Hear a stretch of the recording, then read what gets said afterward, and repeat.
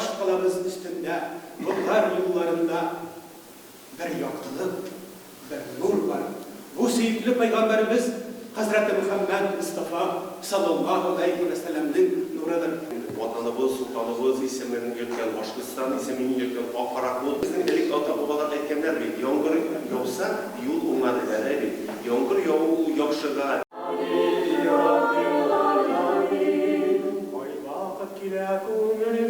Bismillah, Bismillah. Koygu hasretler bulma. Bismillah, Bismillah. Sen yaşıp yakşayız. Bismillah, Bismillah. Sen gidip daha. Bismillah, Bismillah.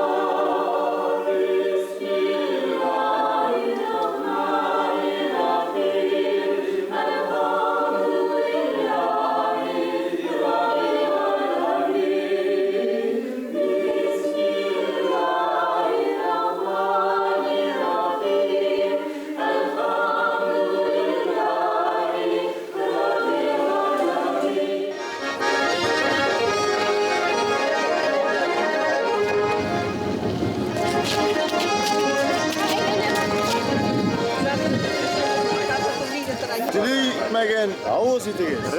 Rahim itigiz. Ufa şehirinin Ramazan Türkiye Milli Ağartığı üzegim, üzerinin 20. юбилей Республика ora Milli Medeni Proyektin Bulgarga Seyahat Milli Medeni Programmasın başlap jibere ataklı Dürtili jirinde, ataklı Ağidil boyunda, ataklı heykel yanında. Birinci tapkır barı, Kozan'a gel barıp küreşe giledir. Ülkeden maşinalar alıp ettim. Ulyanurski aşağı Kozan'a şavur olarak buladı. Kireye doğru kilmedi. Bu bizim işte. Neden bizim var Tatarlarının da bizim ilerinin Müslüman. Bizim bir Kore'ler Kozan'dan çıktılar. Etiyeniler bir sul yoklar.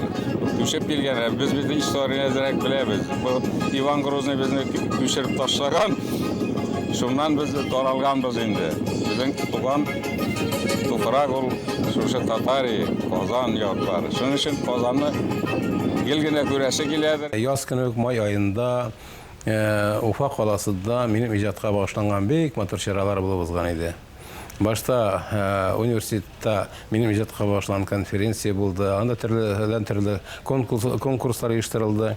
Soğundan indi Ufa'nın en zatlı ziyalı zalında Opera hem Balet Teatro binasında 12. mayda benim icatqa bağışlanğan büyük zor edebi müzikal gişe buldu. Anda Tatar artistler de, Başkurt artistler de katlaştı. Ol indiğimden bütün Respublik koleminde yankılaş aldı. Hem ol BST televizyondan tamaşaçılarga da көрсетілді. Anda benim icatqa indi tolu bir seyahat yasaldı etirge bular.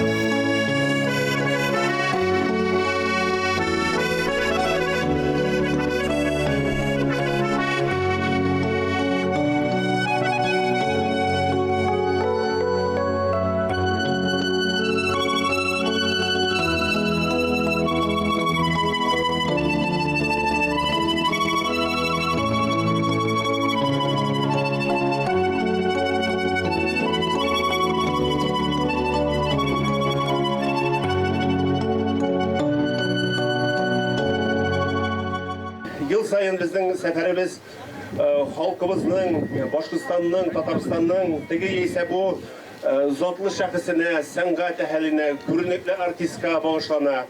Tatarstan'ın halk şairi, Tatarstan Respublikası'nın Abdullah Tukay hem Musa Celi ismindeki devlet premiyaları laureatı.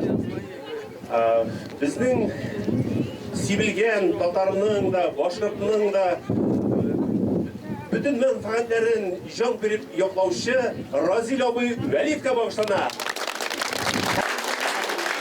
Bu sefer isketkiş tarihi məğnəli sefer.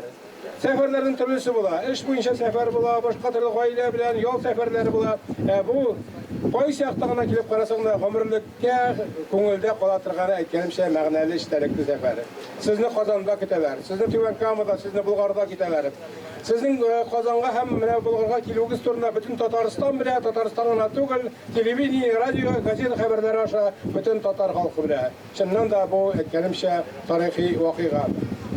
Kazanını siz hatta tanımazsınız. Eğer de buna kadar bu seyahatlerde katlaşan kişiler olsa, Kazan bugün bütününe başka şehir. Üniversitede o tuyga hazırlangan şekilde giyinip, yasanıp, çistarınıp, yanarıp geldi. Hemine bargaç biz sizge Kazan'ın rahatları bütün oradan ko'rsatıyoruz.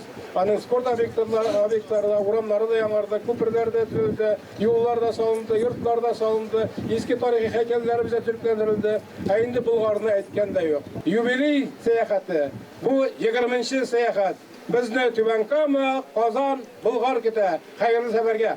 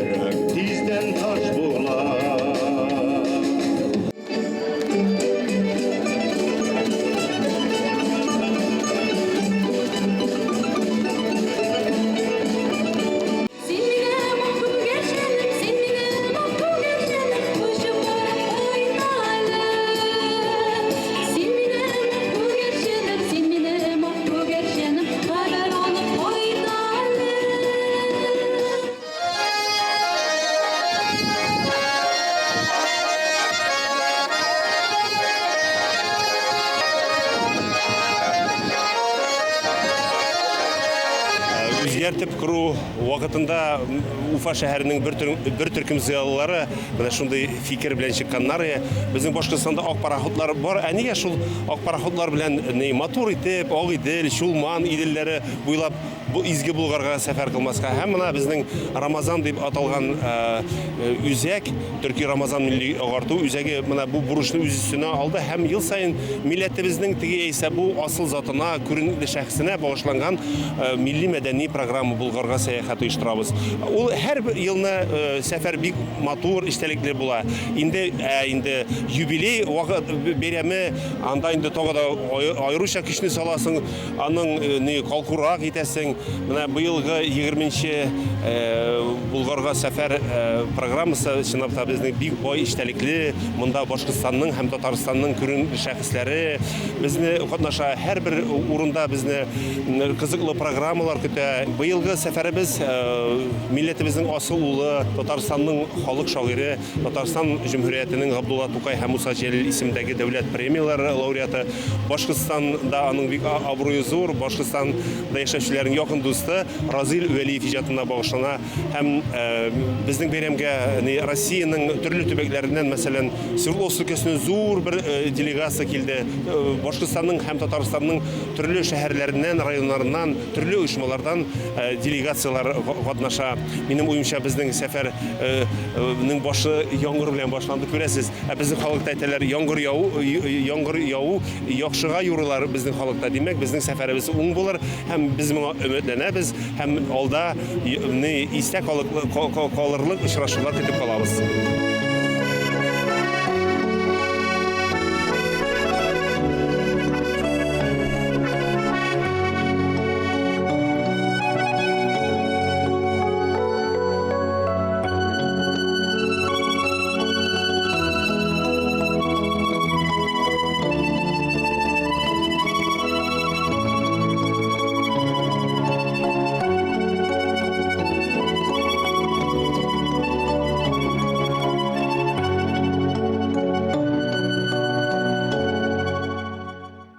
Абдулла Тукай һәм Муса Җәли исемендәге дәүләт премиялары лауреаты Разил Вәлиев иҗатына багышлана. Һәм без сөенеп әйтәбез, бу мөхтәбәр шәхес безнең белән, Разил Вәлиев безнең белән.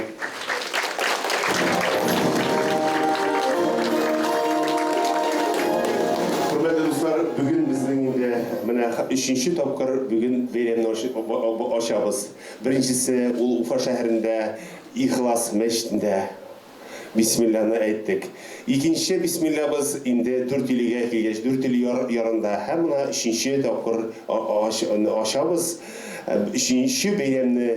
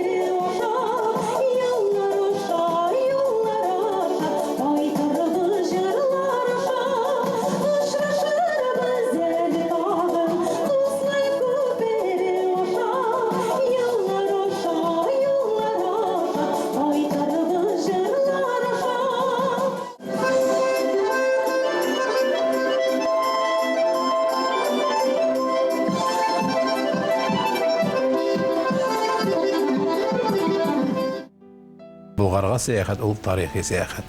Ул мәдәни сәяхәт. Менә килеп керәсең бу теплоходка. Теплоход ул үзе бер кечкенә генә дәүләт шикелле. Монда бөтенесе дә үзебезчә. Без бит инде үзебезнең татар телен, башкорт телен дөньяга чыгарга телибез, үзебездә ныгытырга телибез, законнар кабул итәбез, конституцияга дәүләт теле дип язып куйдык. Булар барысы да бик әйбәт. Әмма ләкин менә бу законнарны тормышка ашыру, гамәлгә ашыру бик тә катлаулы эш. Менә бу пароходта, менә карап торам да, тагын бер гаҗәпләнеп карап куям дип әйтер идем. Татар телендә, башкорт телендә дәүләт теле чын мәгънәсендә.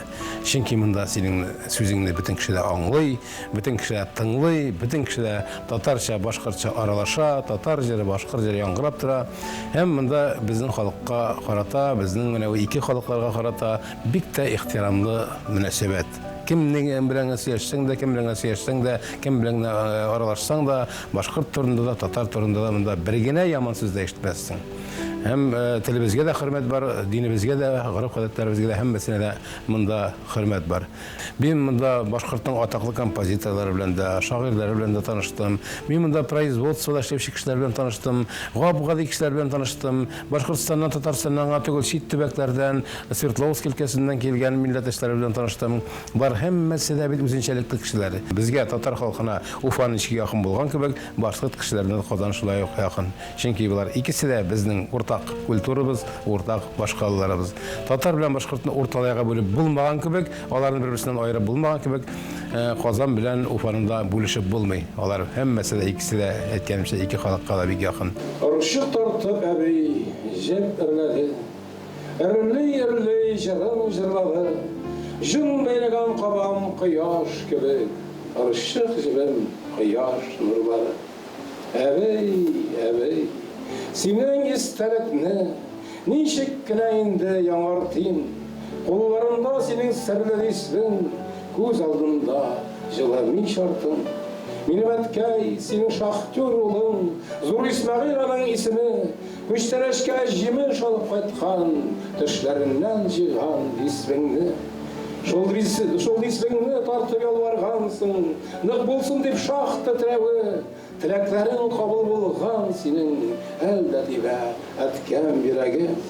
Сугыш килгән, шул исеңне тартып, син озатып аны калгансың, күз яшенә манма сүзләреңне, ишеткән тик яшел намазлык. Әткәй хәзер телевизор карый. Алланы ул бераз оныткан. Тик шулай да сине онытмаган, кабереңә кайын утырткан. Күз яшьләрең сеңгән намазлыкны яшереп куйган сандык төбенә искә төшкән сайын алып карый. Ул кадәр үк күфер түгел.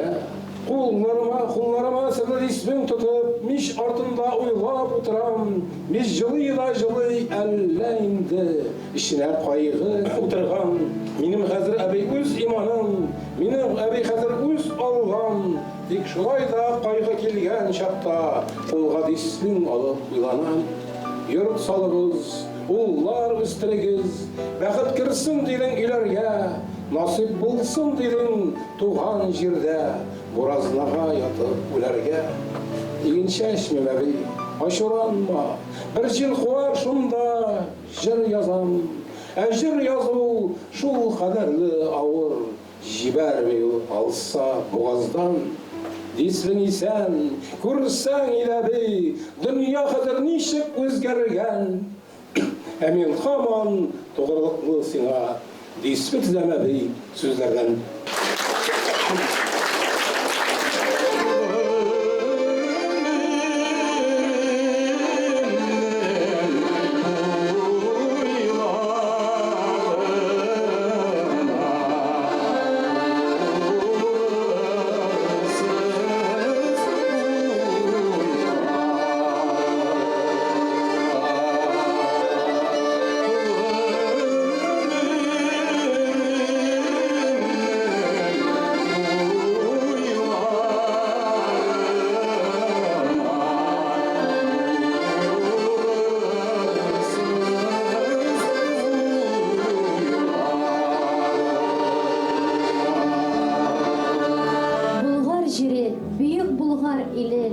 Тарихка мин саклыйм зүрепкә, балаларның мәгърур җаны кебек күтәрелә торгай биеккә.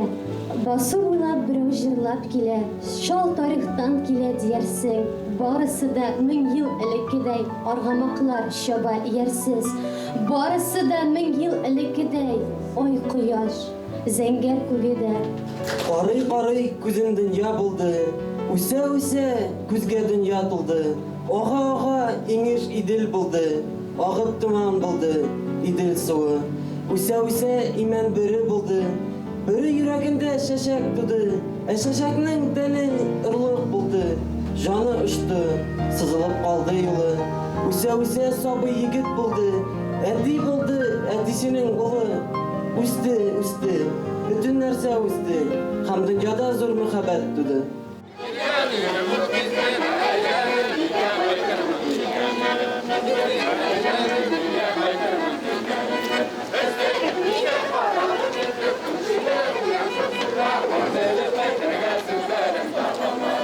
Сезне үзебезнең Ташыл җирендә каршы алуыбызга бик шатбыз. Баллы тәмле чәкчәгебездән авыз итегез.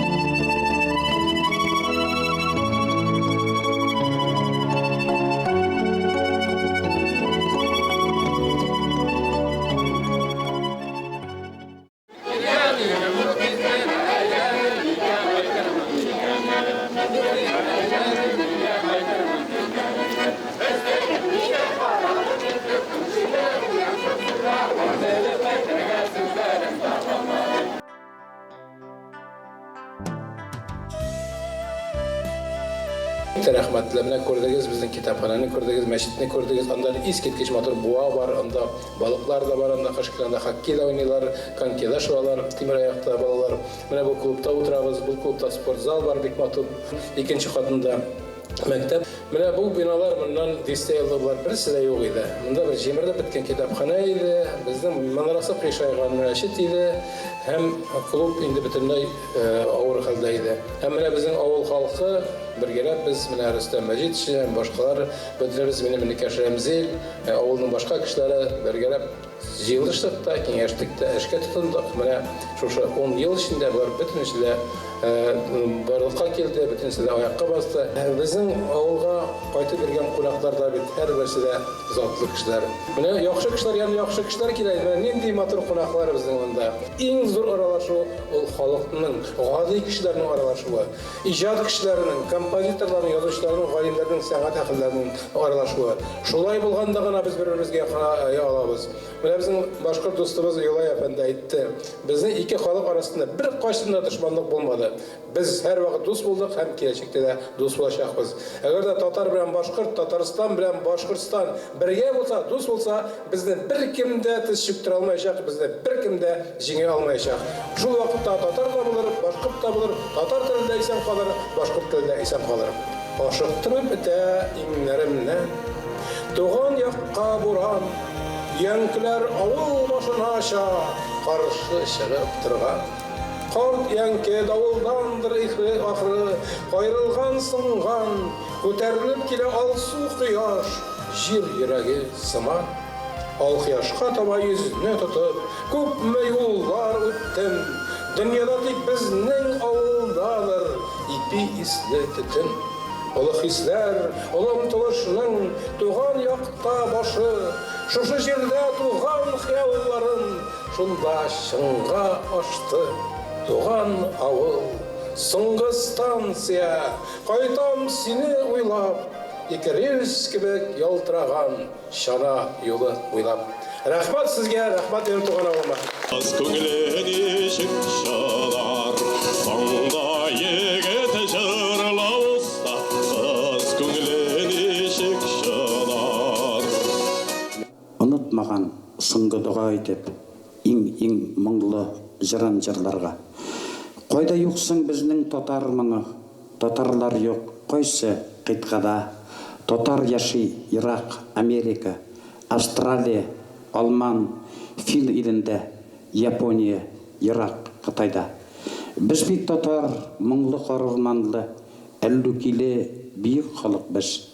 Зур табында, дәртле сабантуйда, көрәшләрдә, сугыш алышларда без бит җырмың белән көчлебез.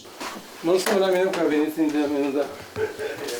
Монда бер кемдә яшәйм, кайткач мин шунда яшим, шунда язам, шунда утырам, монда әйтәм, бу минем кабинет. Монда минем шактый әсәрләр язылды. Монда иске сәгатьләр сөйли дигән повестьны мин шунда язып тәмамладым. Яшисе килә дигән повестьны Мәскәү янындагы бер иҗат йортына язганнан соң монда кайтып шулай тәмамладым. Мирас дигән романны шулай ук икенче вариантны шушында эшләдем. Бу миңа бик тә кадерле. Бу бүлмәне шулай Туфан абый яратайды. Хәзер менә алып кире күрсәтермен. Күрше бүлмә Туфан агайныкы. Туфан агай монда ай саен без Туфан агай белән кайтып чыкканбыз дидек монда. Һәр вакыт кайтып Туфан агай белән серләшеп, бик тә яратайды авыл халкы белән аралаша. Шул хәзер килә, чыгып китә, урамда кешеләр белән җырлый, аралаша, сөйләшә. Түбән Кама театры, бит театрга барабыз. Һәм менә вакыт булгач Түбән Кама театрына, ул дәүләт театры, Туфан Миңнуллин исемен бирдек. Шуңа күрә бу авыл минем авылга түгел инде хәзер. Бу минем өчен бик кадерле урын, чөнки бу минем төп нигезем. Мин шушында тудым, шушында үстем, шушында беренче шигырьләрне яздым, беренче хикәяләрне яздым. Шушында белем алдым, шушында укырга язарга өйрәндем, һәм шушында Түбән Камага киттем укырга, Түбән Камадан Казанга киттем, Казаннан Мәскәүгә киттем, Дәүләт хакимнең бабасы белән Морталаны шунда инде. Ул бик стафарты инде. Аның авылда тегермәне, яргычы, сушилкасы, тимерчелеге, йөзләгән сарыгы инде, дистәләгән атлар, ниләр булган. Булар 5 бер туган җегетләр булганнар, үзләренең кулларына салганнар. Революция сымларны расколачы итеп, бабайны сөргөнгә төрмәкче булганнар, һәм ләкин авыл халкы җыелышып, аны саклап калганнар. Әгәр дә без аны җибәрсәк, сөргөнгә кем тегермән тарта, бөтен тарта кеше юк. Тегермән аныкы, кем яргыч таяра, тимерчелектә кем эшли, шуңа күрә авыл халкы бөтен әйберләрне алалар. Монда кала Үзе гомере буе үлгәнчә шул тегермәнне итте, тимерчелектә эшләде, чаналарда бекте, йортларга җиткән ул искиткеч таенда. Аның айлары да, гармоннар ясыйлар, полтиклар, стойларлар. Әмма ләкин бер нәрсәсе бар иде, гомере буена колхозга кермәде. Үпкәләгән иде, рәнҗегән иде. Һәм үзенең балаларына да васыять итеп калдырды бер кашны колхозга кермәскә. Булар вакытта гына булар бары бетәчәк, уртак балны эт ашамый дигән сүз бар яны. Бу система узакка бармый аны һәр вакыт әдри. Березәче булган. Гомере буена колхозга кермәде, ә ул колхозның председателе минем әткәй иде. Монда парадокс. Инде каршылык белән шушы ике каршылыкты күреп үстем инде. Коммунистик идеология һәм башка төрле идеология. Хәзерге заманда яшәсә бу крупный предприниматель булган.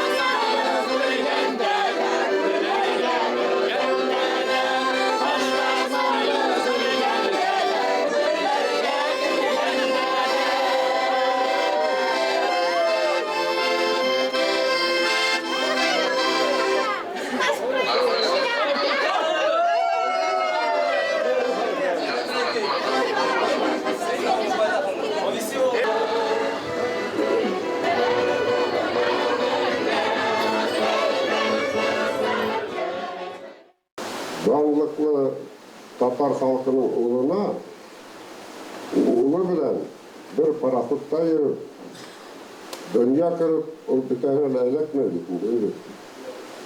Татар халкының Тукай, Урманчы, Минуллин, Туфан һәм башка Сайдашев, Жихановтарды һынап караң, дөньяга бына дигән күпме шәхестәр белән халыктың береһе бына безнең белән бергә вакытын үткәрә.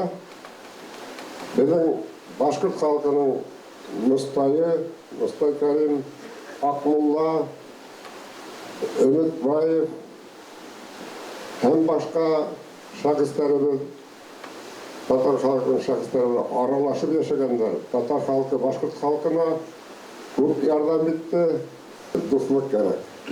Аны менә олыгайга саңлайың. Күп тормышты күргән саңлайың, авырлыкларны күргән аңлашыла. Менә Разил әфәндем йөрәктәрен яшьтән белә. Уна ошо яшьләрне әйтеп, улар Üstüden şahıs bu halı içinde kalırlar. Ey kıvamdım etem, şu kadarlı zor şahıs menen etem, üzme kuri tanışırga Huday Teala mege nasip etti, Allah'a şükür. Şuğa men şu kadarlı şatlandım, sizin turmuşuğuz menen tanışqas, sizin üçün şu kadarlı gururlandım etem. Sizin kıvık şahıslar, bizdeler, Tataryalar, Başkırstandalar, Күберәк булган ине. Şunday kişiler bizge kerek, nık kerek.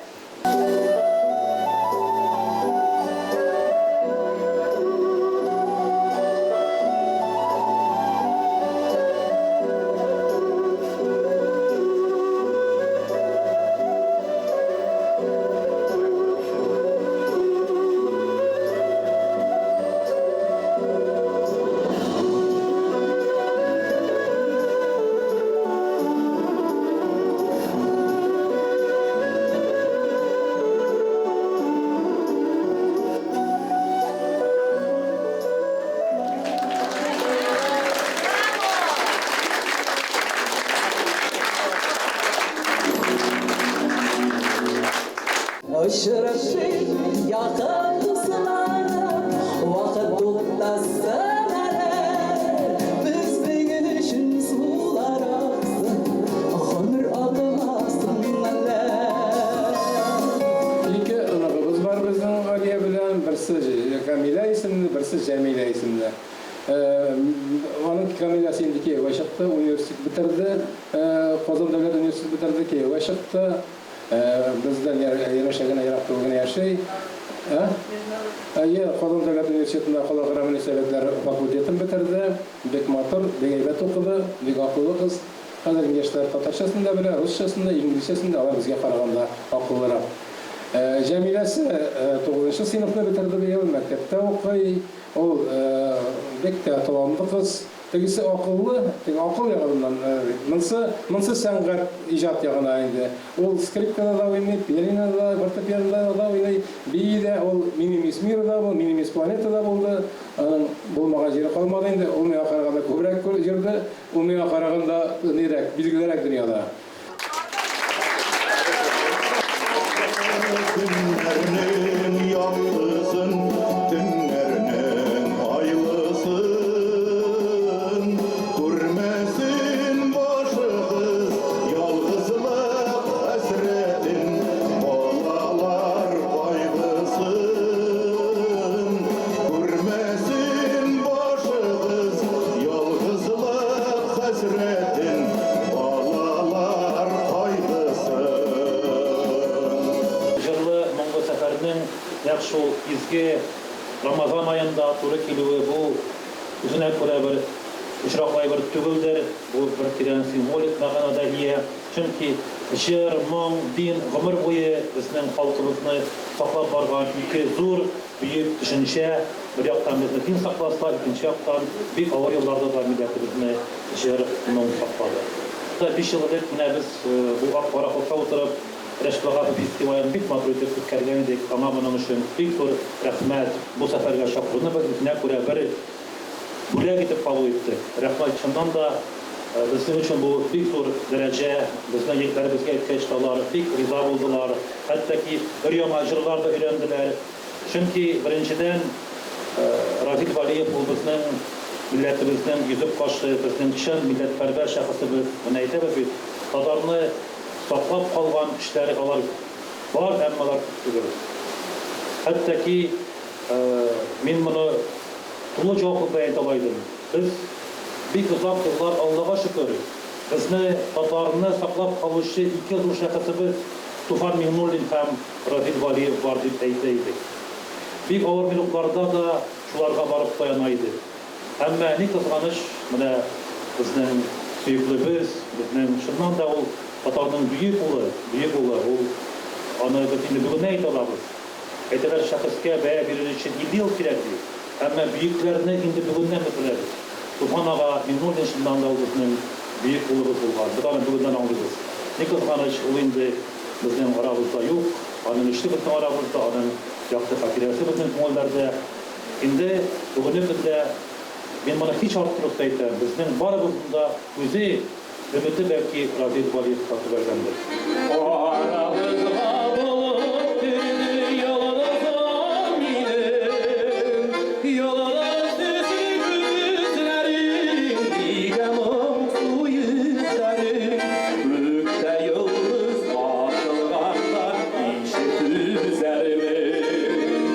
Yıldız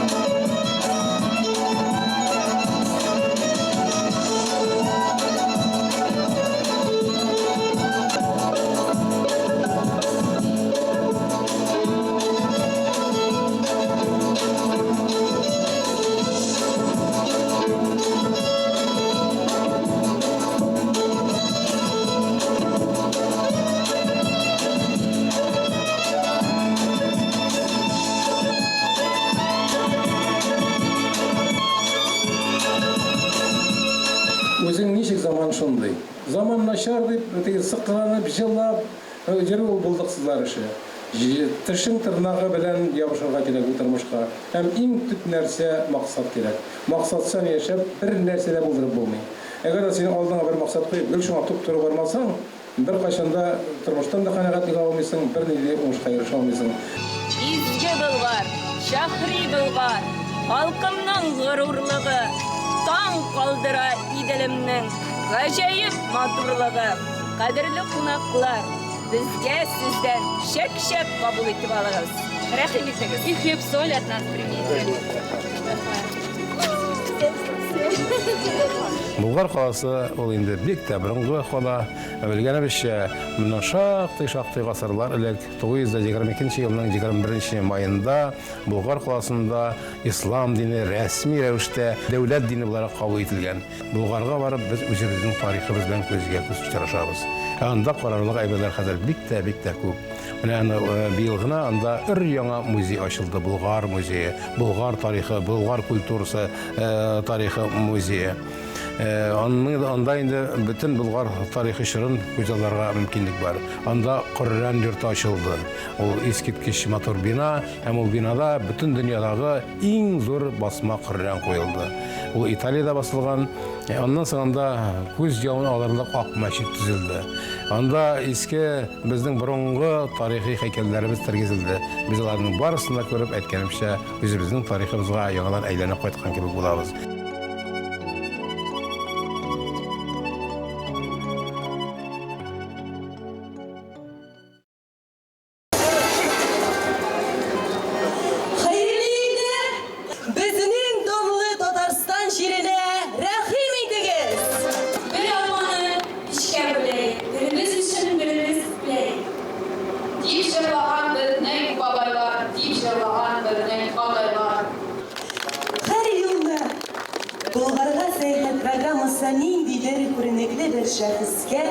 Bağışlanуы белән аерылып тора. Быелгы 20нче юбилей программасы татар милләте дип янып, киеп йөрүче улы хөрмәткә лаек шәхес, шагыйрь, танылган драматург, күренекле прозаик, әдәби ijtimai тормышыбызда актив эшләүче милләтпәрвәр җәмәгать эшлеклесе, депутат Разил Валиев иҗатына багышлана.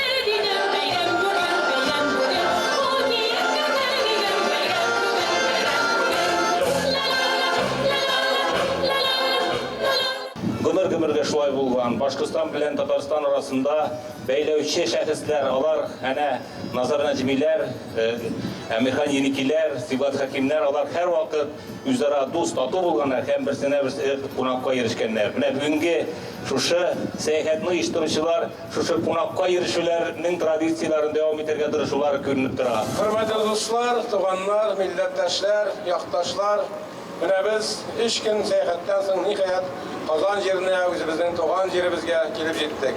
Бу бик тә истәлекле, бик тә мәгънәле, бик тә истәлекле һәм тарихи сәяхәт. Сәяхәтләрнең төрлесе була. Әмма ләкин бу сәяхәт аларның берсенә дә охшамаган. Менә без 3 көн буена инде татар дөньясында, башкорт дөньясында яшәдек. Бу пароходта татар теле, башкорт теле дәүләт теле булды. Бу пароходта безнең гореф-гадәтләребез, йолаларыбыз сакланды. Бу пароходта безнең динебезгә игътибары искиткеч зур булды. Татарстан белән Башкортстан арасындагы дуслык инде бик күптәннән борын-борыннан килә. Бу дуслык бүгенге көндә көннән-көн ныгый. Безнең республикабыз җитәкчеләре, безнең икътисад өлкәсендә эшләүчеләребез, алар һәр вакыт аралашып торалар. Әмма ләкин менә бу аралашу, бу күңелләр якынаюы, бу рухи якынлыкны булдыручы бу сәяхәт искиткеч олы мәгънәгә ия. Чөнки халыклар бер-берсен аңласын өчен, бер-берсен яратсын өчен, бер-берсен хөрмәт итсен өчен алар бер-берсен белергә тиешләр. Без монда үзебезнең işçilerimizni bölüştük, fikirlerimizni alıştık. Hem Tatar kişileri, Tatar halkı bilen Başkurt kişileri, Başkurt halkı arasındaki dostluk köprünün dağından nıgıttık dep sanayım. Bakım iken, yumuşakım iken, yenli gemiden kuldarı, sallavat köperek, bunun yürüyen yolları. Bakım iken, yumuşakım iken, yenli gemiden kuldarı, sallavat köperek, bunun yürüyen yolları.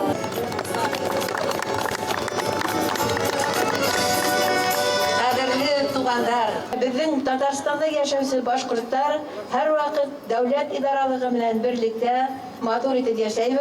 Hem ular isminden Rezil İsmailович Hedde ısın köngülden юбилейі bilen kutlap, buna şu seyahatin hizge arnalığına bik nık şatlanabız. Hedem bilen biz her vakit birge, hem kilesekle birge işler biz ulayız. Hedde Tatarstanda yaşayan Başkurtlar isminden şu ulu seferigiz, ilhamlı, ruhlu seferigiz bilen ısın köngülden kutlayız. Eğer de men yazışı icad kişisi iken benim her adımım nersede olsa da neyde olsa eserinde çalıştırırga tiyiş. Tiyiş kinete ol tiyiş bulmasa da o zinnen şulay kilip çıga ol. O sinden sorap da tırmay. Bu benim turmuşumda da her vakitte da kerek bular, mena terek bular. Hem hiç şiksiz benim icatımda da bu seferde көрген тәсирләр орын алыр. Бик матур хисләр, бик күңелле сәяхәттән йөреп кайттык. Шул хәтле матур булды. Бик күп чаралар булды монда, бик күп очрашулар, күренекле кешеләр белән, артистлар белән, зур артистлар белән. Шундый мәдәни чаралар бик күп булды. Бик матур итеп оештырганнар бу сәяхәтне. Безнең күңелгә бик әйбәт булып ятты. Шул хәтле истәлекле булып киләчәктә шул искә алып сүләргә калачагым. Bu seyahatte bik zor, bik matur hisler bilen kaytıp düştük. Mine Allah'a şükür 5'inden 11'ine tiklem şuşu Bulgarga seyahat kıldık. Bu seyahatte min köp yazıcılar, köp icadi kişiler bilen tanıştım. En mühimi Rezil Valiyev bilen yakından gözge göz karışıp söyleştik, tanıştık. Mine yanı jırlar işittik, yanı türlü çıkışlar gördük.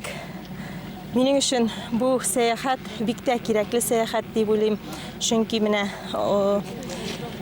kişkeygine balalar bilen kileler bu tuğan tilini unutmasqa, tuğan yakını yaratırga, tuğan jirinin kadrin bilirge bu seyahatte bik köp məlumat alasın. Özün için hem özünün balaların için.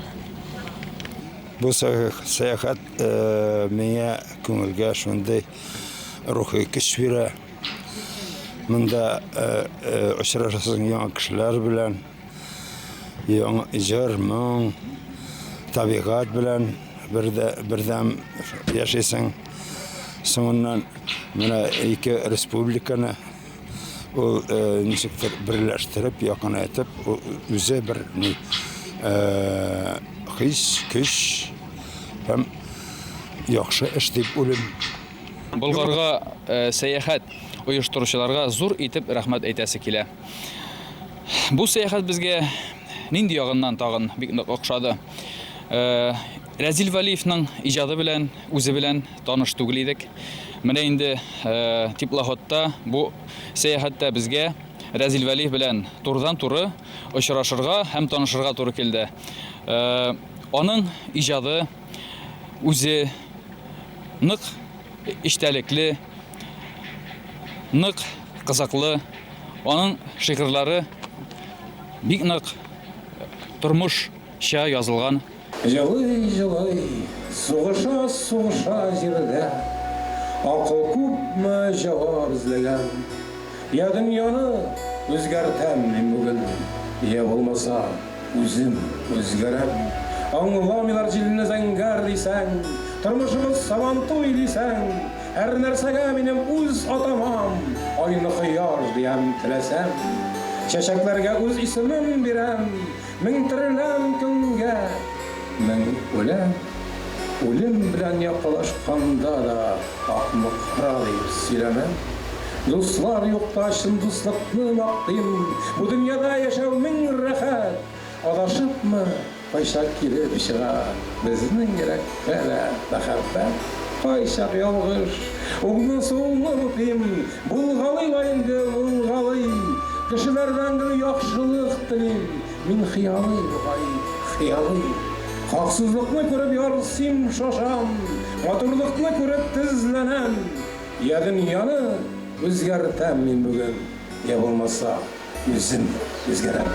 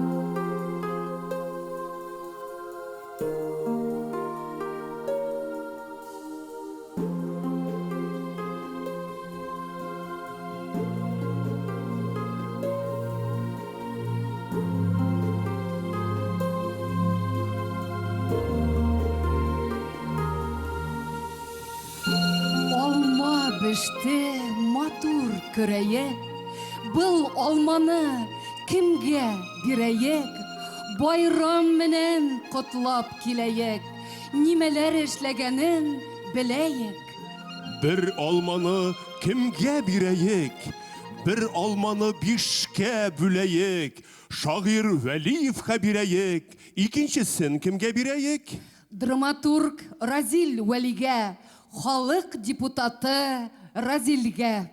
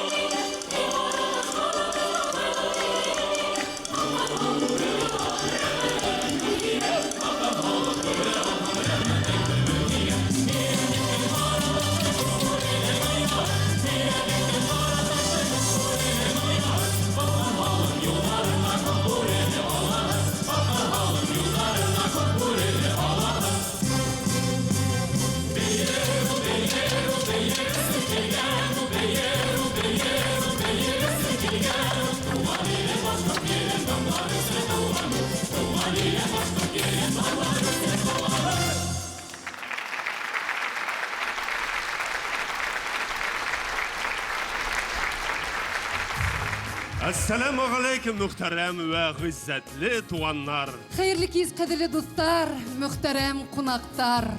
Bugün Başkırtistan'ın yüzük kaşı bulgan Başkır Devlet Opera hem Balet Teatrı binasında Uluk Beyrem.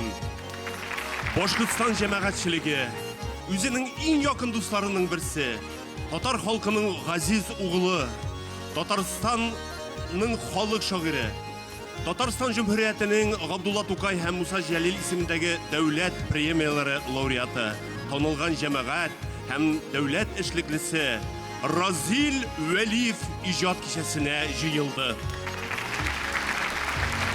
Tukay tradisiyaların devam etken, Tukay mektebi şekirti bulgan büyük şair kövük Razil Veliyev de üfüge ruhi rizık edilip, özünün dostları yanına aşkınıp kildi.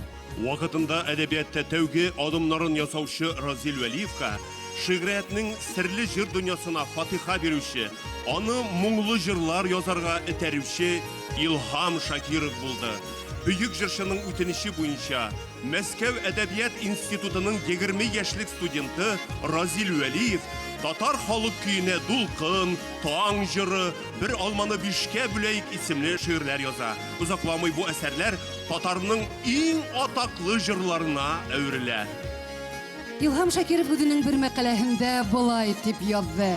Mening repertuarımda her vakit kala turgan yırdardan birihe Bir Almanı Bişke Büleyik'te ortak ijat yemişibiz.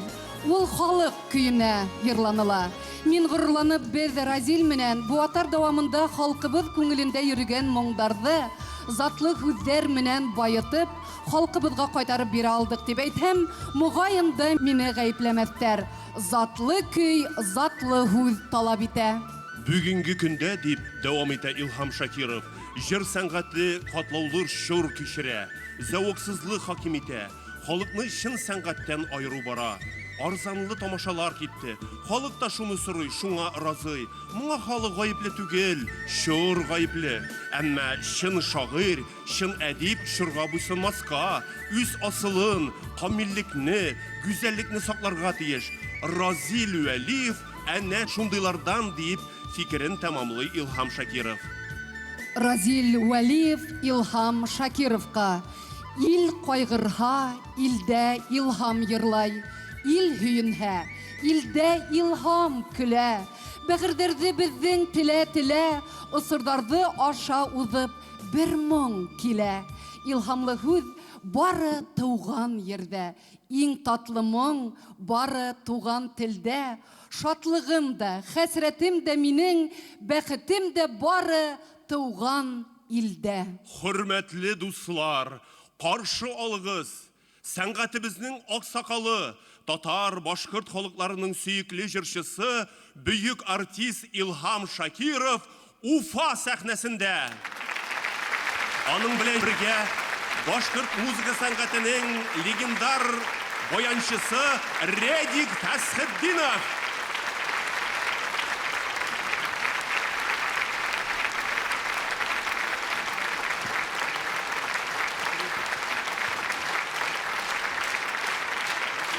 Haydi Allah'a tapşırdık.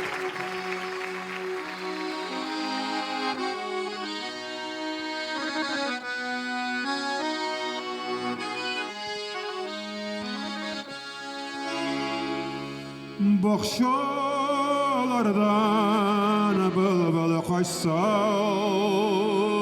güller tiyse olma aşka, koygu türse bizning boshqa bir qayg'ini bishga ey bulayik qayg'u tursa bizning boshqa bir qayg'ini bishga ey bulayik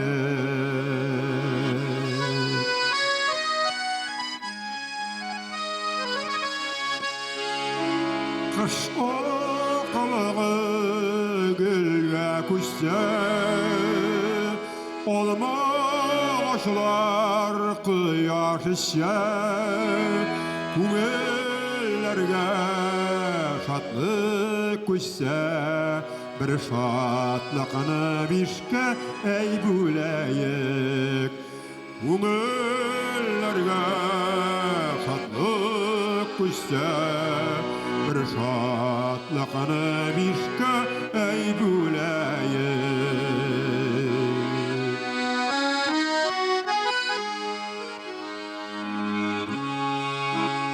Шатлық келді қуайға көшті, бақытларсың кемеліші. Бақыт болып алма пішті, бір алманы бишке әй бөләйік. Алма болып бақыт пішті, bir almanı bişke ey büleyik. Olma bulup bakıt pişti, bir bakıtını bişke ey büleyik.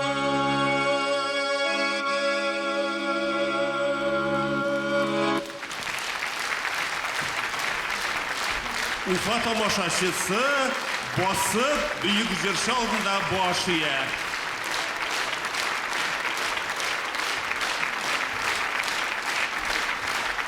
Бар алкыштар һеҙгә, Илһам ағай, һеҙгә Рәдит ағай. Бик зур рәхмәт Илһам абый. Рәхмәт. Бик зур рәхмәт сезгә. Сән сау булыгыз. Рәхмәт сезгә шулай яхшы каршы алганыгызга. Инде тагын күршебез дип үмитләнеп калам. Я Рабби Аллаһ. Рәхмәт сезгә Илһам абый. Яңадан очрашуларга кадәр. Рәхмәт. Элек-электән татар шагыйрьләренең депутат вазифасын да башкаруы яхшы йолага әверелде. 20-нче гасыр башында моны даһи шагыйрь Дәрдемән башлап җибәргән иде.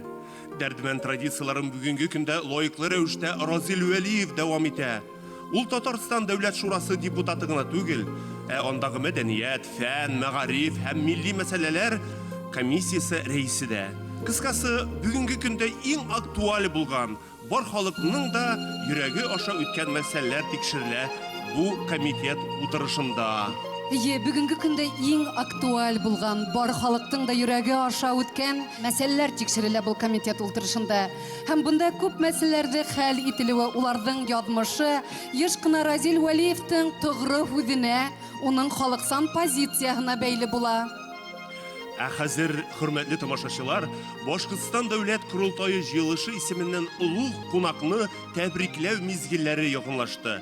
Сәхнәгә кичәбезнең каһарманы, Татарстанның халык шагыйре, Татарстан Республикасының Габдулла Тукай һәм Муса Җәлил исемендәге дәүләт премиялары лауреаты, Татарстан Дәүләт Шурасының фән, мәгариф, мәдәният һәм милли мәсьәләләр буенча комиссия рәисе, билгеле дәүләт һәм җәмәгать эшлеклесе Разил Вәлиевне һәм Башкортстанның халык шагыйре, Башкортстанның Салават Юлаев, Галимов Сәлам исемендәге дәүләт премиялары лауреаты, Башкортстан Дәүләт Курултайы җыелышының мәгариф, фән, мәдәният, спорт һәм яшьләр эшләре буенча комиссия рәисе Рауил Бикбаевны чакырабыз. Рәхим итегез. Байрам менән, хөрмәтле тугандар, байрам менән Разил дус. Башкортстан Республикасының дәүләт йыелышы Курултайы депутаттары исеменнән бүгенге олы тантанаң менән Разил дус, ихлас күңелдән котлайым. Безнең теләкләребез менә шу тәбрикләү адресында язылган, шуны һиңа рөхсәт тапшырылган. Менә бұл біздің опера һәм балет театрының бинаһы, сәхнәһе, Мәҗит Гафуридің 100 еллыгын, Бабиштың юбилейларын, мәшһүр бөек шагыйрыбыз Мустай Кәримдің юбилейларына килеп, унда тәлмәр тоткан бөек каләмдәшләре Рәсүл Гамзатовтарды, Кайсын Кулиевтарды, Сыңгыт Айтматовтарды хәтерләй. Бuna берничә ел элек кенә бында Дәрдемәндең байрамы бик матур үтте. Безнең республикабызның олы вакыйгалары нәкъ бына ошо театрда үтә. Бuna бүгінгі татар әдиптәре, шағирдары арасынан хиңә Разил дус ұшы сәхнәгә менеп, халық белән осрашырга иң беренче насип булды. Бұл әлбиттә бик зур бәхет һәм бик зур җаваплылык. Ләкин ул бәхет һиңә күктән төшмәне. Һин уны үзеңнең иҗадың менән, үзеңнең иҗтимагый эшмәкәрлегең менән яулап алдың. Шагыйрьнең сүзләрен халык сөйләй икән, шагыйрьнең сүзләренә язылган йырларны халык йырлай икән. Һәм уны Илһам Шакиров һымак бөек йырчылар сыгып ошо сәхнәдән халыкка yetkерә икән. Шуннан да зуррак бәхет шагыйрьгә булуы мөмкин түгел. Бuna гаҗәп тап килү. Bundan 101 yıl элек, нәкъ ошо май айында безнең Өфөгә büyük Тукай килеп төшә. Уны каршы алыр өчен безнең büyük шагыйрыбыз Мәҗит Гафури төрлесә юллар эзләп карай, ләкин хәле бик һәйбәттән булмай. Һәм ул Тукайды кунак итер өчен үзенең пальтоһын хатырга мәҗбүр була. Аллаһка шөкер, Разил дус, бүген без ундай хәлдә түгелбез. Әгәр һинең Өфөләге дусларың һине bir gün генә түгел, 2 gün генә түгел, азна 10 көн буенча Башкортстандың калалары буенча йөртергә теләйләр икән, уныһына гына хәле бездән килә, Аллаһка шөкер. Байрам менән хөрмәтле тугандар. Байрам менән.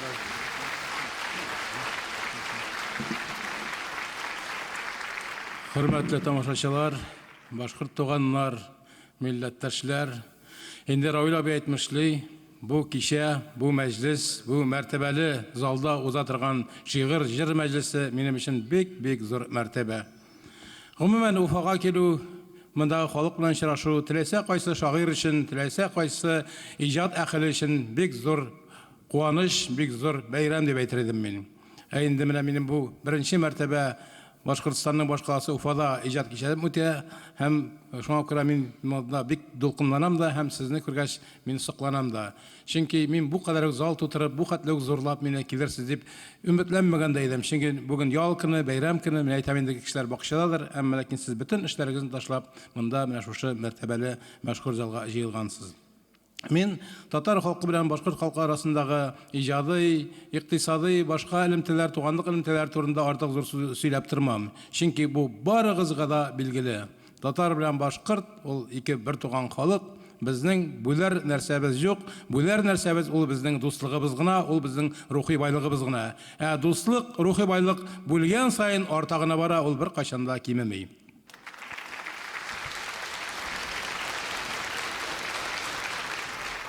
Мен үземнең иҗатымны башлаганда бер шигырь язган идем. Һәм бу шигырь минем гомерлек юлдашым булды. Мин аны һәр вакытта укыйм һәм мин шушы шигыремә гомер буе, моңа кадәр гомер буе хыянат итмәскә тырышып яшәдем һәм киләчәктә дә һич кенә дә хыянат итәргә ниятем юк. Җылый, җылый, сугыша җирдә, акыл күпме җавап эзләгән. Я дөньяны үзгәртәм мин бүген, я булмаса үзем үзгәрәм. Аңламыйлар җилне зәңгәр дисәң, тормышыбыз сабантуй дисәң, һәр нәрсәгә минем үз атамам, айны кояш диям теләсәм. Чәчәкләргә үз исемем бирәм, мең тереләм көнгә, мең үләм. Үлем белән якалашканда да акны кара дип сөйләмәм. Дуслар юкта чын дуслыкны мактыйм. Бу дөньяда яшәү мең рәхәт. Адашыпмы кайча килеп чыга безнең йөрәккә дә мәхәббәт. Кайчак ялгыш уңны сулны бутыйм. Булгалый инде булгалый. Кешеләрдән гел яхшылык телим. Мин хыялый бугай, хыялый. Хаксызлыкны күрсәм ярсыйм, шашам, матурлыкны күреп тезләнәм. Я дөньяны үзгәртәм мин бүген, я булмаса үзем үзгәрәм. Рәхмәт. Башкорт һәм татар әдипләренең тыгыз бәйләнештә булуы хакында без бик тә яхшы беләбез. Һәм татар әдипләренең башкорт укусыгына, башкорт әдипләренең татар укусыгына булган тәэсираттар турында бик күп һөйләргә мөмкин. Шулай бит? Менә шундый рухи багланышларның бер билгесе булып, 1997 елда Башкортстан китап нәшриятында Разил Вәлиевнең башкорт телендә чыккан һәм тиз арада китап кибетләрендә сатылып беткән Зәңгәр сагыш исемле китабы тора. Сүз Башкортстан язучылар берлеге рәисе шагыйрь Риф Туйгуновка һәм Башкортстан татар мурзалары җәмгыяте рәисе Даукаев Ирек әфәндегә бирелә. Рәхим итегез.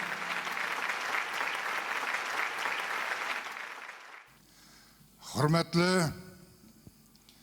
edebiyat, şiiriyat hüvüsler, Büyük Tukay varislarının biri bulgan Razil Valiyev'tin icad bayramı bugün, şiiriyat bayramı bugün, nurlu icad bul, muңлы icad bul, kişi diyen büyük isimde her vakit zorlagan icad bul.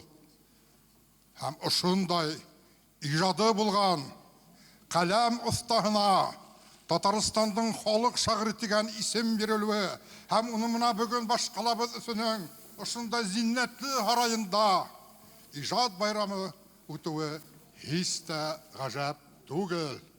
Bil bizde kanıqatlanı tuyguhu tuzura.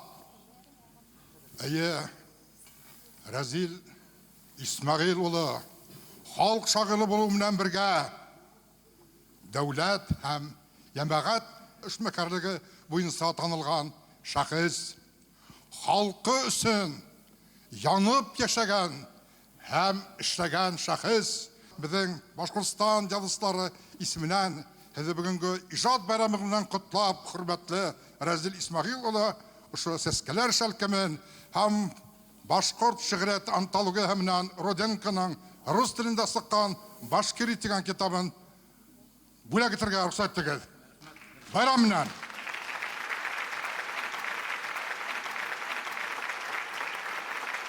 Қайырлы туғандар, мен Разил'нің бик ақыллы кіші екенін бір екінші еліне Қозанға бардық. Татар мырзалары ұйышмасы ұйыштырға деп шақырдылар да, шуша жиылышта ол басты да, туғандар бұл дұрыс сөйлейлер бит. Татар мырзалары халқымыздың күзгісінің күміші бит. Аның күмішін алдылар да, біз қазір өзімізді тұманша көреміз бит. Ясыйық мұны дейді. Біз шонардан соң ұйыштық. Өзіміздің іске бик зор вазифалар алдық сіздің сөзіңіз білен. Рахмет сізге. Сіз биік кіші.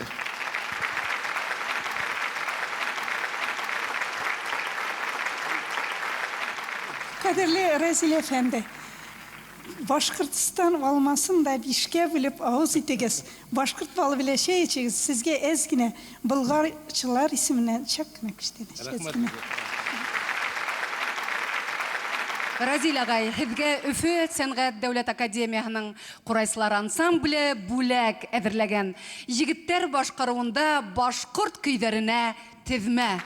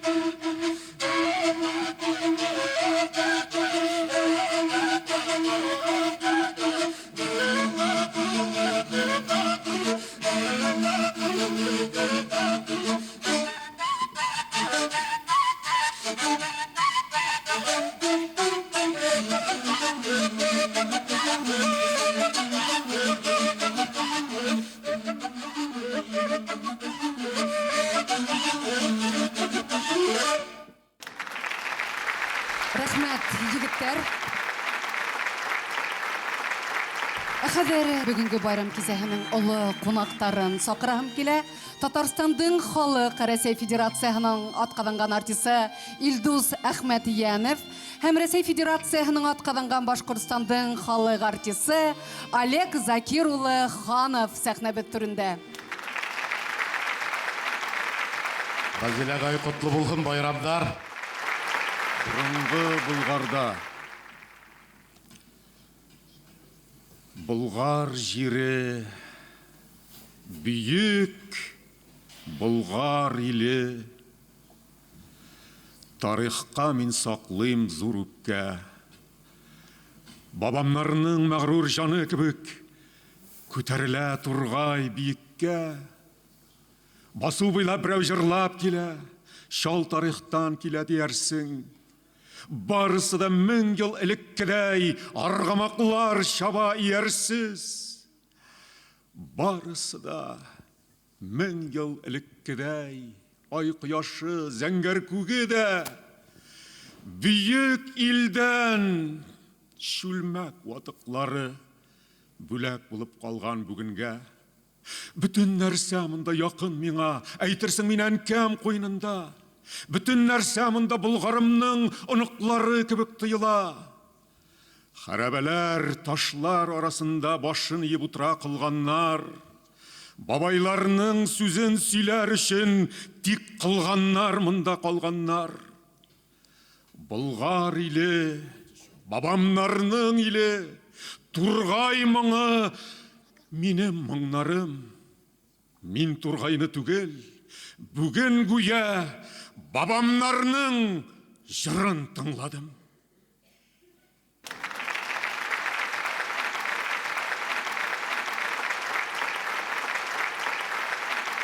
Абыл болмай неңе бар тілегім. Бұл дүнияла мен де кіші бет. Янып яшәу дүния хуық сақта, дүния йылы сақта күшігіп. Юлға сыққан, юрай барам, аяқ тұрғын тиіп гел күндер. Тек ойымдан кері қойтаралар, ямғыр күткен хәлхіз игендер. Эсе елдер исе. Әмин түзәм, басқала тир біті елкемді. Біләм, сүнки диңгізлерде шолсақ, бәхітлілер қарап елкені. Яқты күндің тартам сабуынан түнден қорқма, кетме, ашықма. Бұл ойдан да кері қойтам тағы. Хүйініндер әйді, ғашықтар. Асу келе қойсақ толған айға, юндыздарға, хатта, құяшқа. Менің сәбит түгіл бір нәмәлі. Шулай келе туға тумыштан. Өзімдікі тұра ұнытылып, дұс қайғығын бөлем еңілік. Яшәу шулай. Кіші шатлығына, кіші бәхітіне үйініп. Разил әфәндінің язушы, тарихшы Нурихан аға Фәттахқа бағышлап язған шиғыры. Утыртмадылар түрлерге, шүймәділер күклерге, аның тілі тішлі сөзі ұшамады көплерге. Біз гүрлетіп құл шапқанда қарап тұрдап тұрап. Шуңа бүген аның yüzі бізнікіннен яқтырақ. Біз қазанда балқығанда, ул шәм яқты шыңғызда. Біз табындық күкірәктәге, ул күктәге йылдызға. Ул барасы юл шетінде маяклар қабынмаған. Анда әлі біздің тарих күл білән күмелмәгән. Анда әлі минем тілім қырыққа бүленмәгән. Тигіз анда бар милләтләр, уртағанда киң жиһан. Шушы хөррият илендә патша икән Нурихан. Кем килмәде, кем китмәде, кем булмады атабыз. Менә бүген біз яңадан хөр мәмләкәт танлыгына Нуриханга кайтабыз. Минем дошманым. Төн үткәнсе күңелем баксаһының шиңә калха бары бер гөле. Таң атуга инде минем дошманыма был турала инде билдәле. Әллә кайдан ситтән күреп тора барган сакта юлдан адашам. Тик күрмәй ул, аяз төндә әгәр йондызларга кадәр мин ашам. Кешеләргә әйтер кайгылы дип, һөенестән әгәр илаһам. Тик кул һузмас, тулкындарга сумып кискән сакта кайгы елгаһын. Ул һәр вакыт көләс, шаян булыр, асуланмас хистә, каргамас, итәгатьле тыйнак күзләр һөйләр, тик күземә тура карамас. Дошманыма карап юлга һалам, үзгәртәм мин тормыш агышын. Ул булмаһа, кайдан белер инем, кайһы дөрес, кайһы яңлышым. Разил Вәлиев балалар өчен армый, талмый китаплар язган әдипләрнең берсе.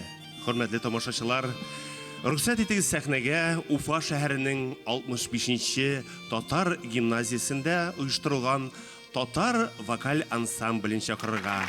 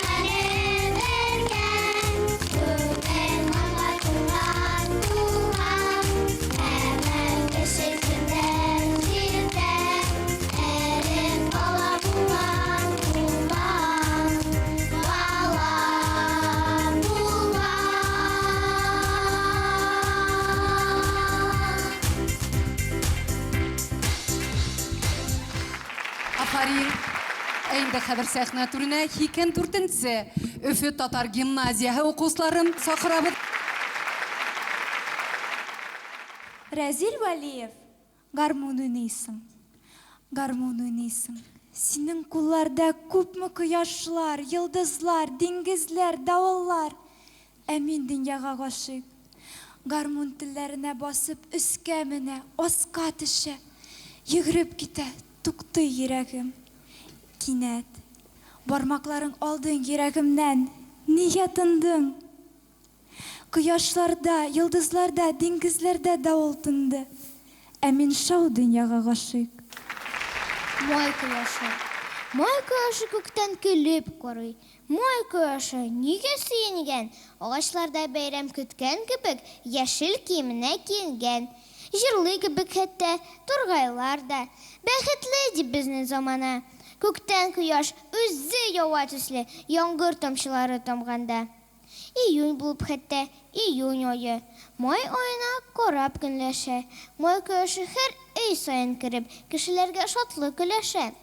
Май кояшы күктән көлеп карый. Май кояшы бүген сөенә. Урамнарда бүген шатлык кына, күңелләрдә дәртле көй генә. Минем сеңлем, аша дисәң ашамый, кашыгын атып бәрә. Ачулансаң тыңламый, тагын елап җибәрә.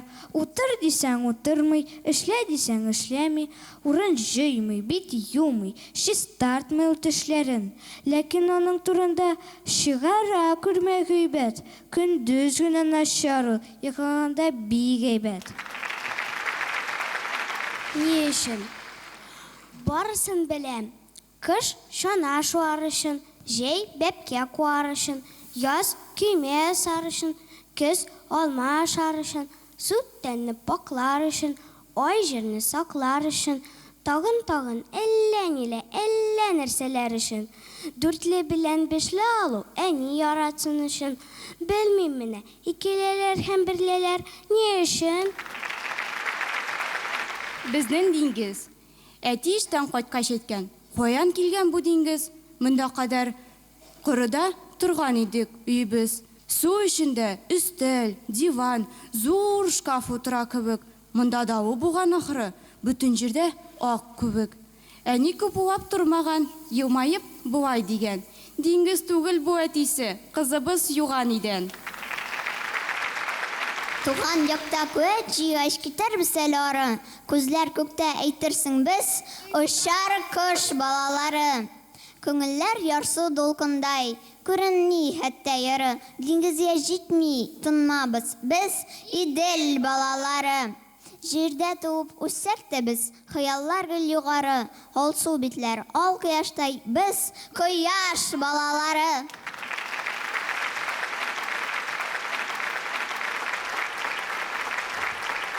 Бәйрәмебезнең бизәге, бөтен дөнья мини-мисс конкурсы лауреаты, Казан кызы Разил Вәлиевнең кече оныгы башкаруында татар кызы биюе Җәмилә Җиһаншина.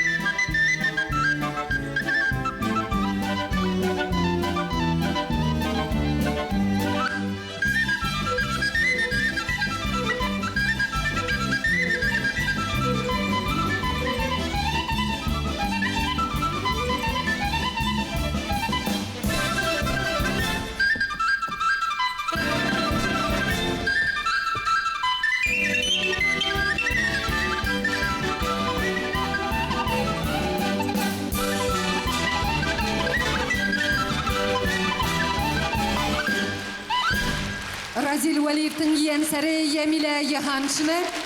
Ямилә бұл алқыштар еңә. Республика матбугатында хәбәр ителүенчә, апрель-май айдарында Башкортстанда Разил Валиев иҗатына багышланган Республика татар мәдәнияте фестивале оештырылды.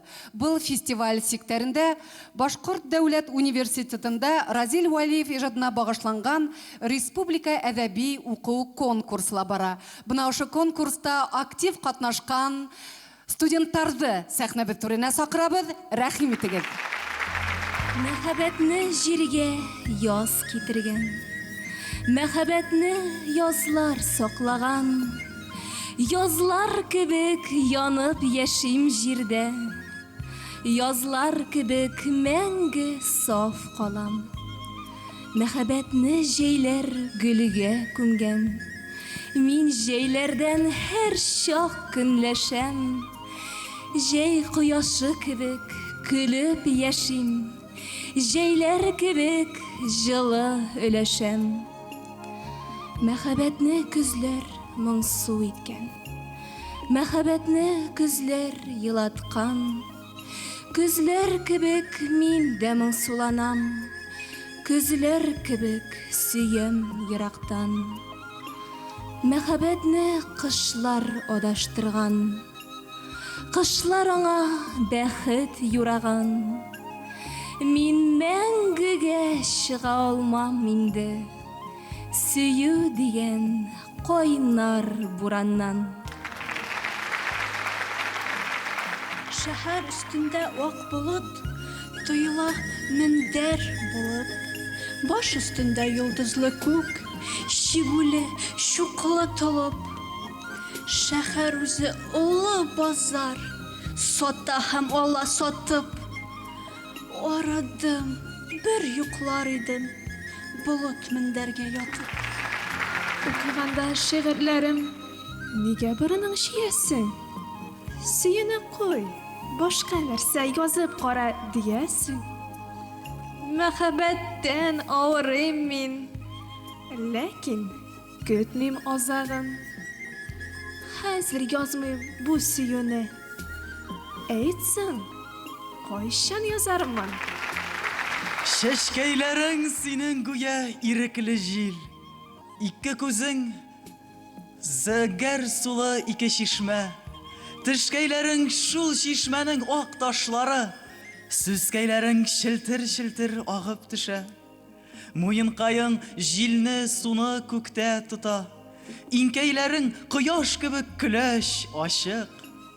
Йөрәккәең мәңге сүнмәс кайнар вулкан, күкрәкләрең вулкан аткан ике таушык. Тишәм, тишәм, мактый-мактый тишәм, аякларың сүз таба алмыйм, сүзем бетә.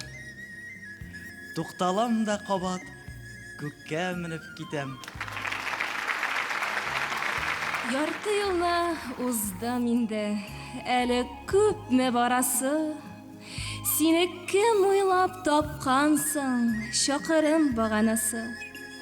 Кайрылып артка карыйм, бер чакырым үтәм дә. Тау түбәсеннән күренә барыр юлда үткән дә. Үткән юллар авырлыгы хәзер татлы төш кенә.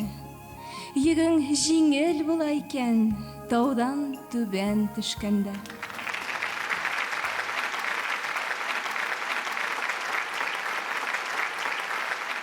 Разил Валиев Мәскәүдә уку чорында үзенең гомерлек юлдашын, медицина институтында укыган Алия исемле чибәр һәм акыллы татар кызын очрата. Озакламый алар өйләнешеп, бергә яши башлыйлар. Бираздан кызлары дөньяга килә. Әмма Мәскәүдәге ЗАГСта яңа туган балага әти кеше сайлаган исемне теркәргә теләмиләр. Сөембикә исеме безнең исемлектә юк, диләр ЗАГС хезмәткәрләре. Коягына бармый Разил Валиев, ничек кенә исбатламый. Ниһаят, muradına ирешә яшь ата-ана. Алар кызларына татар милләтендә символик мәгънәгә ия Сөембикә исемен кушалар. Hürmetli tomoshachilar, bugungi залда инде үсеп җиткән, матур татар исемнәрен йөрткән ике кызы булган Сөембикә үзе дә бар. Бәйрәмебезнең кунагы, Разил абыйның кызы Сөембикә Җиһаншина.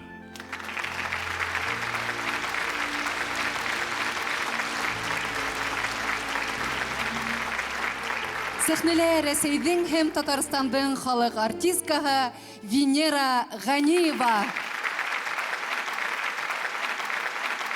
Ассаламу алейкум, мөхтәрәм җәмәгать.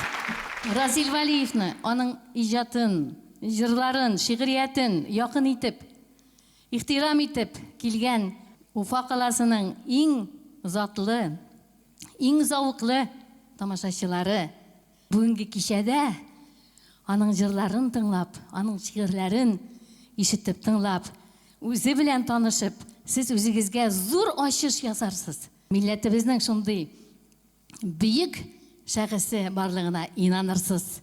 Разил Валиевның сүзләренә язылган иң күп җырларны кем җырлый дип сорасагыз, җавап бирәм мин. Резида Ахиярованың Разил Валиев сүзләренә язылган иң яраткан җырларының берсе зинһар өчен кермә төшләремә.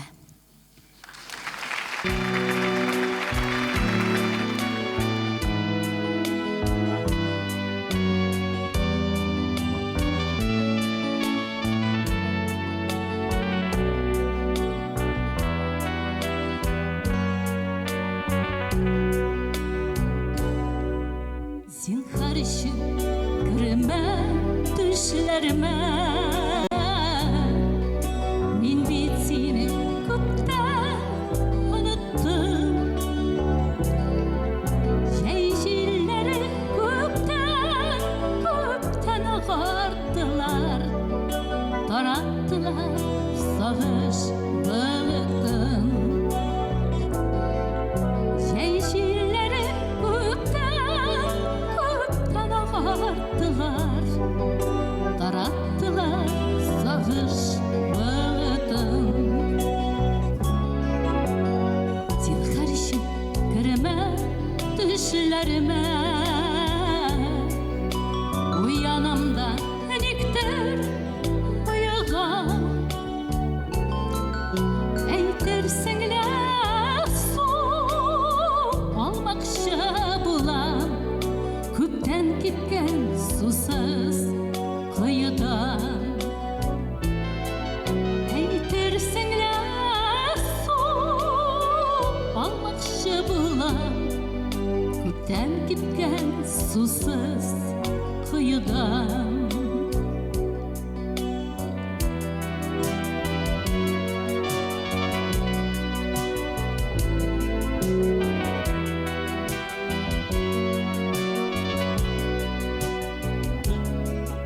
Zinhar için girme düşlerime. Tağa tuğa düşler üzüller. Günlerimde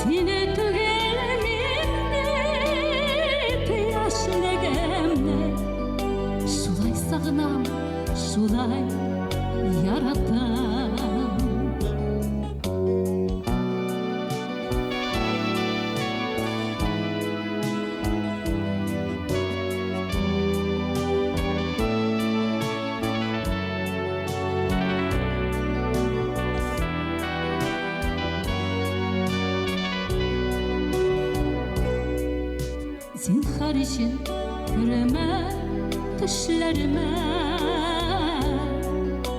Minim halga kimler düşümler Siyam hazır barı hıyalımda Yaşım hazır barı düşümde Siyam hazır barı hıyalımda Yaşım hazır barı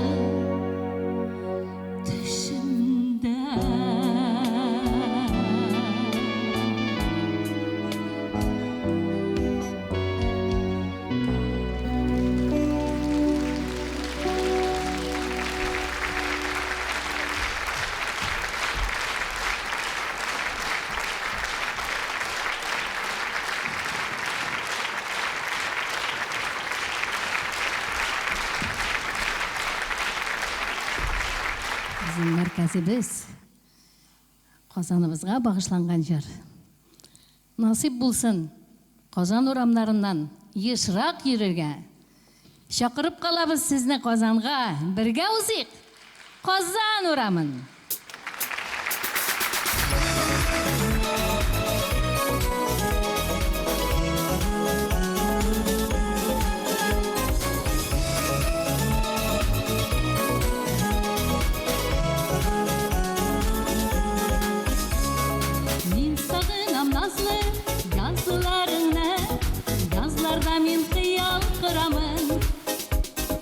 Yazlarda min mehabetimizle men yuradım Qozan uramın. Min Qozanda seni izlep taptım. Min Qozanda ben yuradım. Birge uzik yazmış uramlarım. Birge uzik Qozan uramın. Min Qozanda seni izlep taptım. Min Qozanda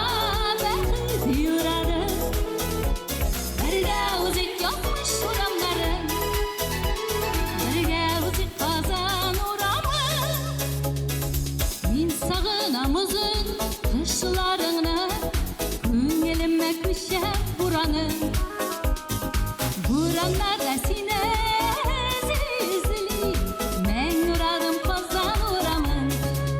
Min Qozanda sine izlep taptım. Min Qozanda baxit yuradım. Birge uzik yazmış uramlarım. Birge uzik Qozan uramın.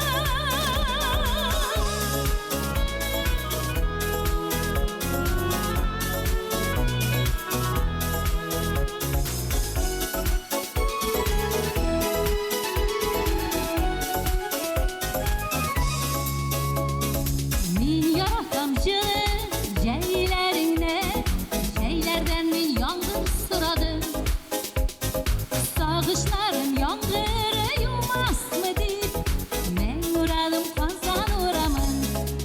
Min Qozanda seni izlep taptım. Min Qozanda baxit yuradım. Birge uzik yazmış uramlarım. Birge uzik Qozan uramın. Min Qozanda seni izlep taptım. Min Qozanda baxit yuradım. Birge uzik yazmış uramlarım. Birge uzik Qozan uramın.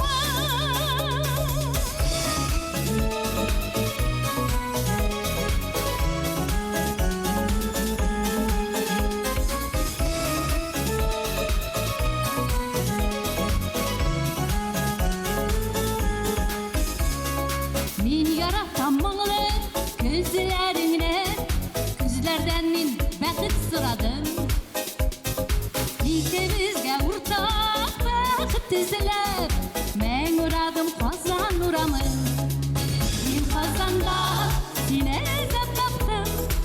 Min Qozanda baxit yuradım. Birge uzik yazmış uramlarım. Birge uzik Qozan uramın. Min Qozanda seni izlep taptım. Min Qozanda baxit yuradım.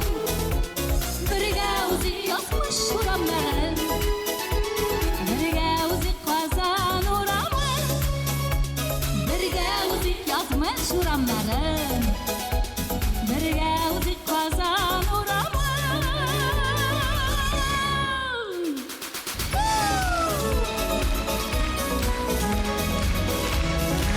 Rəsədin həm Tatarstan'dan xalq artistləri Venera Ghaniyeva.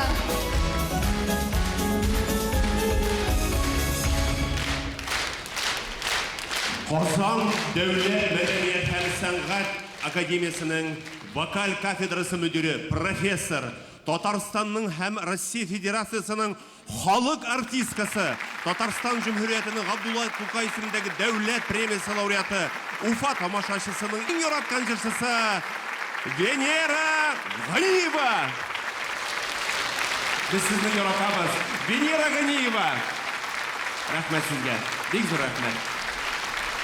Разил Вәлиев биографиясында бик кызыклы, аны һәм иҗатчы, һәм шәхес буларак характерлаучы ике эпизод бар.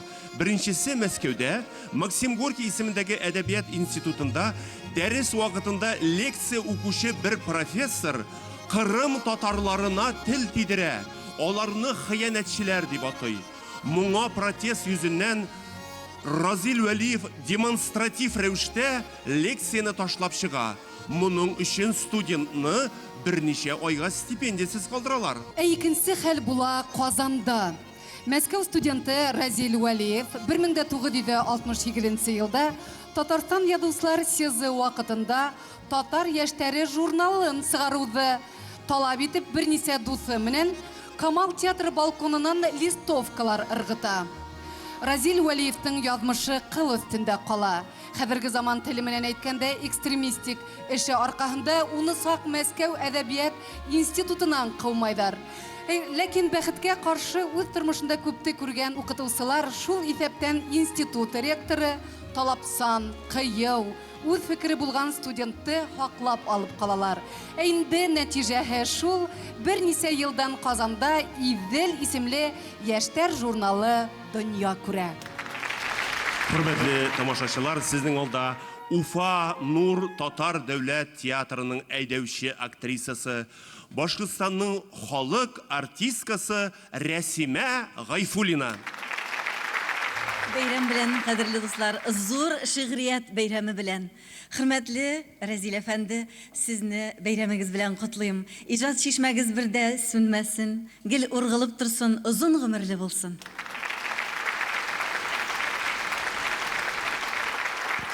Күке авазы. Озын юллар узган көннәремнең уфуктадыр инде бер башы. Таң шәфәге сүнде, төш тә җитте, баш күтәреп эзлим кояшны. Талган йөрәк чык суларын эчеп, кояш нурын җыеп туяр да, пешкән җимеш сымак ашыгыр ул җылы җиргә башын куярга. Туган җирем, йөзең алсуланган, яңа таңнар сине уяткан. Төзәтелгән иске сәгать сыман күке таушы килә колакта. Мин ышанмыйм хәзер күкеләргә, санамыйм да күпме калганын. Начарлыклар юрап куркытты да, яз һәм сөю биреп алдады. Ерак түгел җирем бәйрәм көнең, бүләк итим сиңа ни генә. Өйләр салмыйм, текмим киемнәр дә, һәм үстермим кырда игеннәр. Тик хезмәтнең беләм чын бәясен. Тормыш серен аңлыйм, төшенәм. Бу киемне, җирне, игенне дә бүләк итте миңа кешеләр. Һәм мин җирем, син кайгырсаң җылыйм. Син шатланган сайын гел көләм. Ил алдында олы бурычымны түләрмен мин шигырь, җыр белән. Инде бүгенге байрам концертын сәхнәлә Рәшит Вахапов фестивале лауреаты, якташыбыз Филүс Каһиров дәвам итә. Хөрмәтле якташлар, хөрмәтле Разил абый. Разил абый дигәч, Казаннан ук ашкынып кайтып җиттек. Һәм инде үземнән чыгып шуны әйтә алам. Разил абыйның шигъриятенә һич шиксез чын күңелдән гашыйк кеше мин. Аның сүзләренә язылган, аның сүзләренә иҗат ителгән җырларны яратып башкарам. Құдай тағала Разил абыйға исәнлек саулык берсен иде. Яңа иҗади казанышлар һәм инде әлбәттә Разил абый, сез булганыгыз белән безне шатландырдыгыз. Киләчәктә дә Я Рабби Ходаем шатландырсагыз иде. Бик зур рәхмәт сезгә.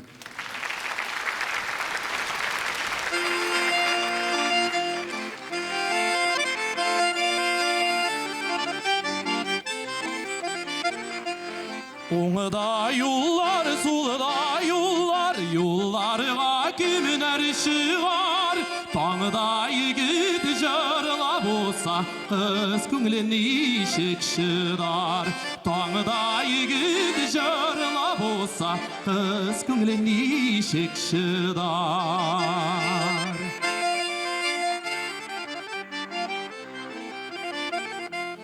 Оңыда юллар, сулыда юллар, кайтмыйша ничек шыдар. Таңда егет җырла булса, кыз күңле ничек шыдар. Таңда егет җырла булса, кыз күңле ничек шыдар. Егет китәр еракларга, эзләрен яңгыр юар. Кыз көне саян чиләк асып, авыл башына чыгар. Кыз көне саян чиләк асып, авыл башына чыгар.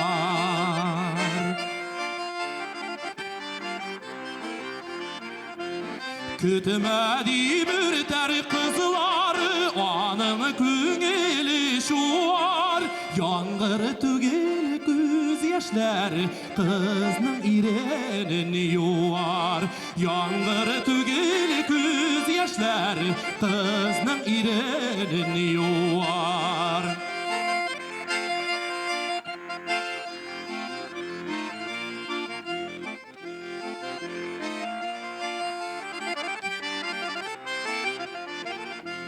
Уңыда юллар, сулыда юллар, кайтмыйша ничек шыдар. Таңда егет җырлап кайтыр, кыз йөгереп каршы чыгар.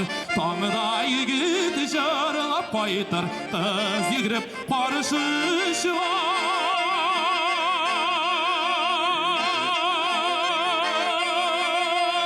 Таңда егет җырлап кайтыр, кыз йөгереп каршы чыгар.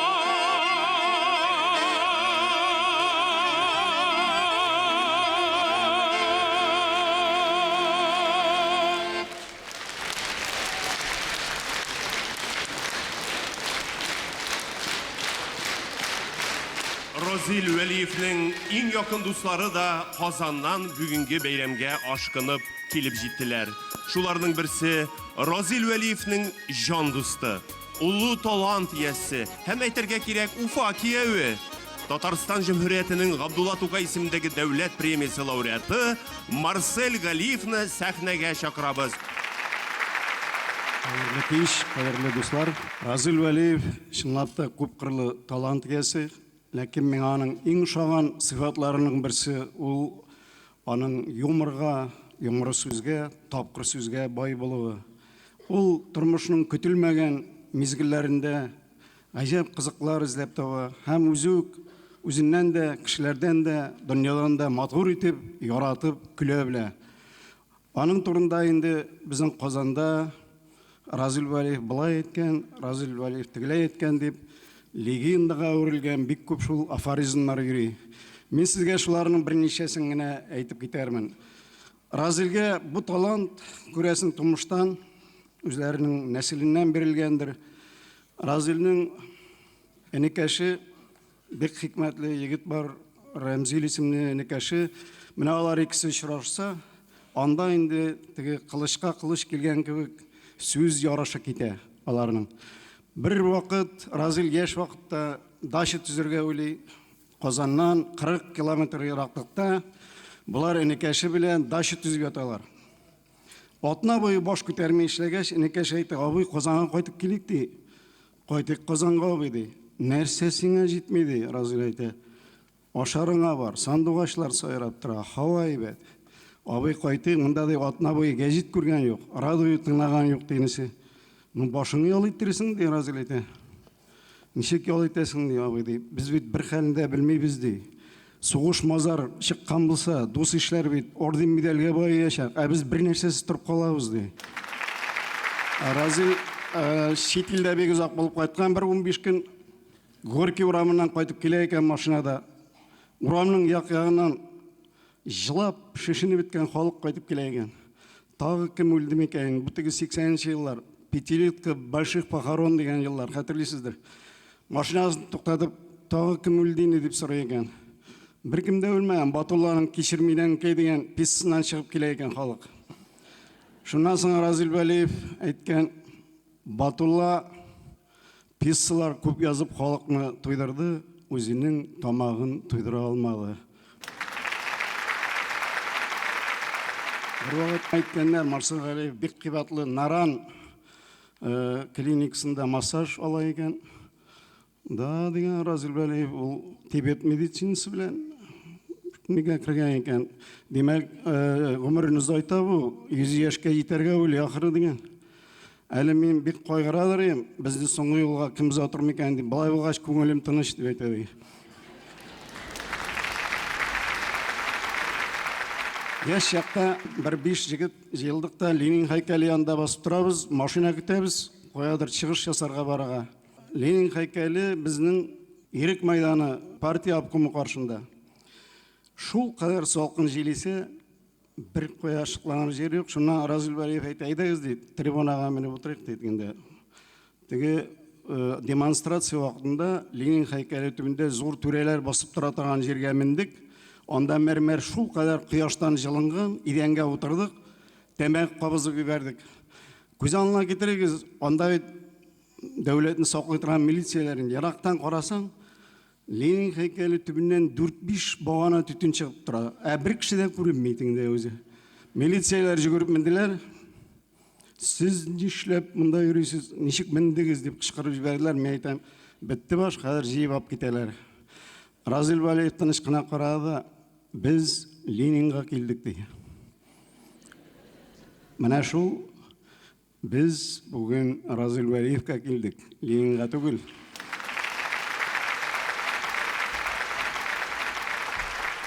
Бу затлы залдагы кичәнең шаукымы, бәрәкәтле шаукымы безнең күңелләрдә озак саклансын. Һәм Разил Вәлиев һәр вакыт шулай җыр күңелле, һәр вакыт кызык таба торган сау рухлы кеше булып калсын. Рәхмәт. Кадерле достар, сәхнәбез түренә Башкортстандың халык шагыйре Марат Кәримовты сакырабыз. Шагыйрь кеше рифма белән эш итә. Мин дә сүземне рифмадан башлыйм әле. Разил нинди сүз белән рифмалаша икән? Уйлап карадым да, ниһаять таптым. Разил утлы сүзе белән душманнарын сразил. Шуңа күрә монда бернинде душман юк, барсы да дуслары килгән. Менә күпме дусы бар Разилның Уфада. Галимнәр җиһанны киңәя бара диләр. Аның да Разилның да иҗаты шулай ук киңәя бара. Үзенә яңа укучылар яулый. Заманында моннан ничә еллар элек 40-50 микән инде Разилның әле яңа шигырь яза башлаган вакытында ул Уфага килгән иде. Мин улда Пионер журналында эшләйдем. Шунда бер шигырын Пионер журналында бастырып чыгардым. Менә шуннан башлап аның Башкортстанга кендеге беркеп калды. Менә ни өчен ул бүген Уфада кичә үткәрә. Шулай язсын да язсын, эшләсен дә эшләсен, яшәсен дә яшәсен. Ничә тапкыр әйтим икән? Яшәсен дә яшәсен, яшәсен дә яшәсен. Ике арадагы күпергә тузан төшермичә яши. Разил Вәлиев сүзләренә Фәнир Галимов язган «Туган көндә» җырының премьерасы яңгырый. Җырны музыка авторы Татарстанның атказанган артисты, бір туған Рәмиевлар исемендәге халық ара премия лауреаты Фәнир Галимов башкара.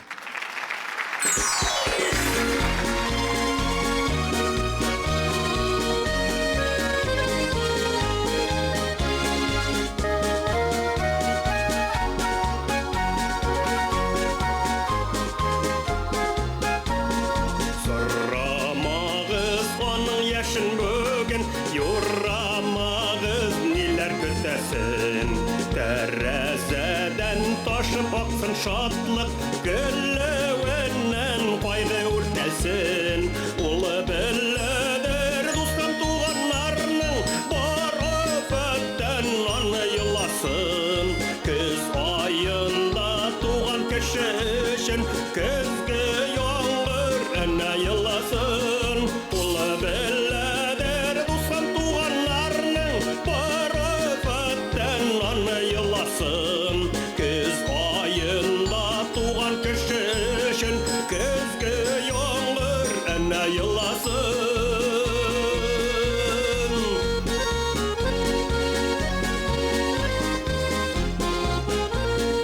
Көнләшүдән күзен шекерәйтеп, тәрәзәдән йылдыз карасын. Шуны кишеләр якын айта бугай, бүген белән бәхет арасын. Улы беләдер дустан туганнарның, бар афәттән аны йыласын. Көз айында туган кеше өчен, көзге яңгыр әнә йыласын. Улы беләдер дустан туганнарның, бар афәттән аны йыласын. Көз айында туган кеше өчен, көзге яңгыр әнә йыласын.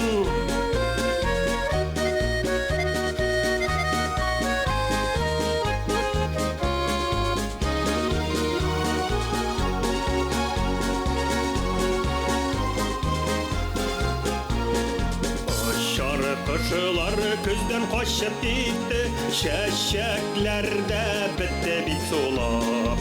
Авылы һаман яз гөлләре төсле, тамчыда юк анда моң сулап. Улы беләдер дустан туганнарның, бар афәттән аны юласын. Көз айында туган кеше өчен, көзге яңгыр әнә йыласын. Улы беләдер дустан туганнарның, бар афәттән аны йыласын. Көз айында туган кеше өчен, көзге яңгыр әнә йыласын.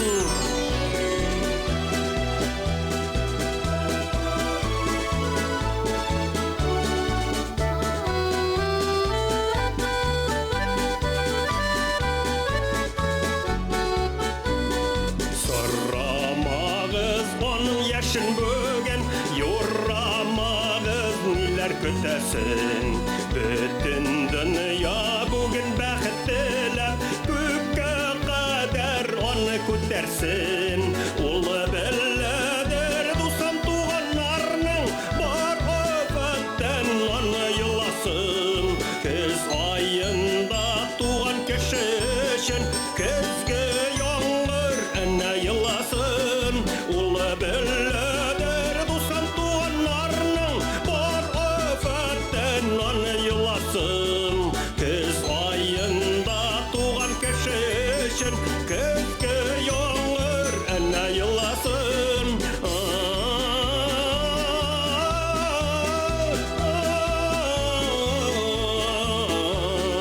Көз айында туган кеше өчен, көзге яңгыр әнә йыласын. Көз айында туган кеше өчен, көзге яңгыр әнә йыласын. Көзге яңгыр әнә йыласын. Көзге яңгыр әнә йыласын.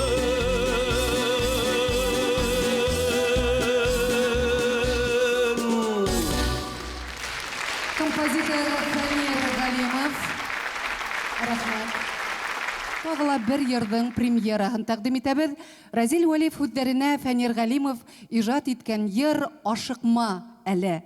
Шулай итеп, каршы алыгыз сәхнәбез түрендә Башкортстандың һәм Татарстандың халык артисты Фән Вәлиәхмәтов.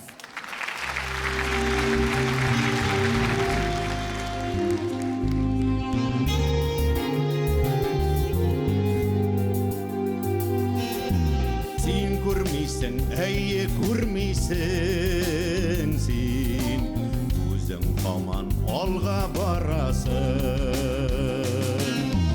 Ашыкмашы, ялгыз үтеп булмый, кайгы белән бәхет арасың. Шулай күрми, сизми, тоймый гына, күңелең соң кая ашыга. Йөрәк җилең ятып еллар әле, минем йөрәк тиздән таш була. Шулай күрми, сизми, тоймый гына, күңелең соң кая ашыга. Йөрәк җилең ятып еллар әле, минем йөрәк тиздән таш була.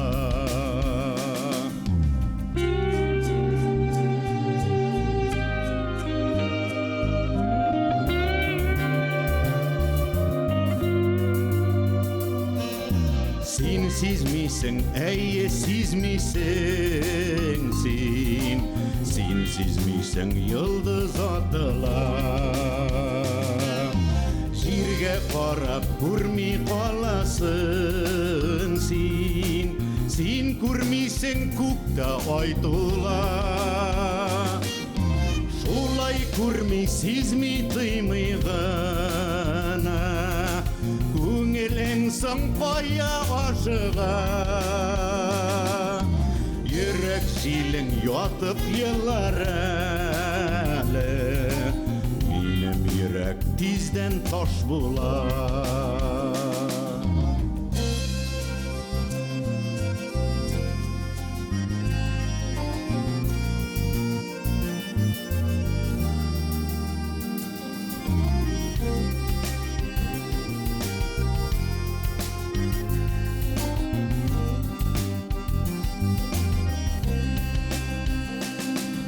Тоймыйсың, әйе тоймыйсың син, көзләр килә, аннан кыш була. Салкын җилләр әнә ятып елый, ятып елый җилләр таш юлга. Шулай күрми, сизми, тоймый гына, күңелең соң кая ашыга. Йөрәк җилең ятып еллар әле, минем йөрәк тиздән таш була. Шулай күрми, сизми, тоймый гына, күңелең соң кая ашыга. Йөрәк җилең ятып еллар әле, минем йөрәк тиздән таш була. Минем йөрәк тиздән таш була.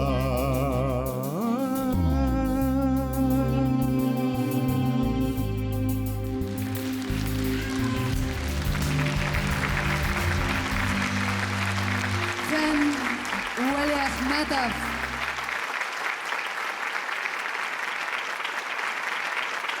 Бүгінгі байрам кисәһен фольклор йыр һәм бию ансамбле «Мирас» дәвам итә. Татар халык биюе «Өлгөр».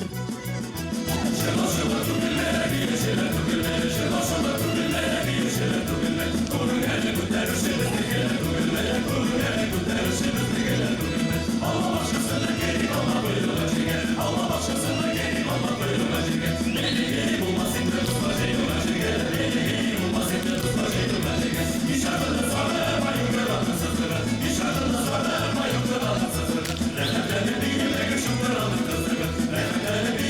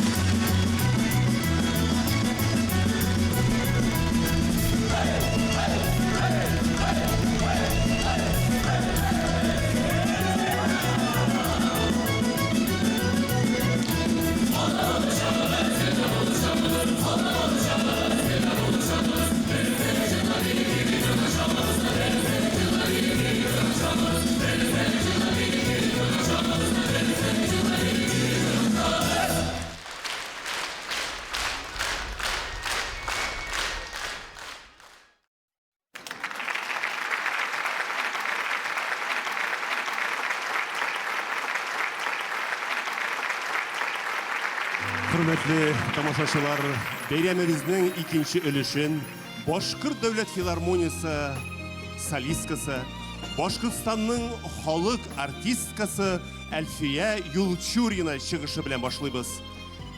Разил Валиев хүддәренә Луиза Батыр Булгари музыкаһы «Хаттар көтәм авылдан».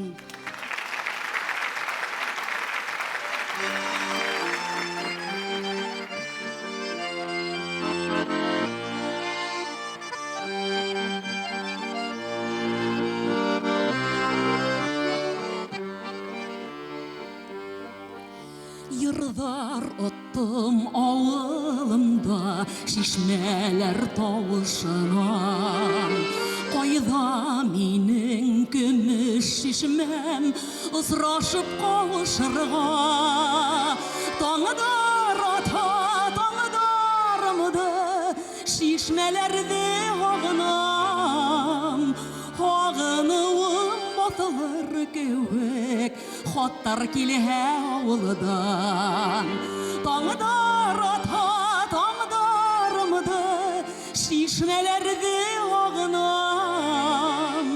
Ağınıvım batılır kövek Xottar kilhe avıldan.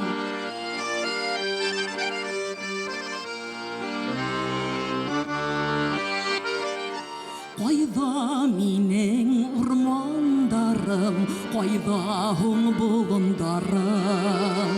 Kimdер xəbər tara ikən, taldardың tulumdarım. Tağıdar ata tağıdarımdı, taldarımdı ağınam. Ağınıvım batılır kövek, Xottar kilhe avıldan.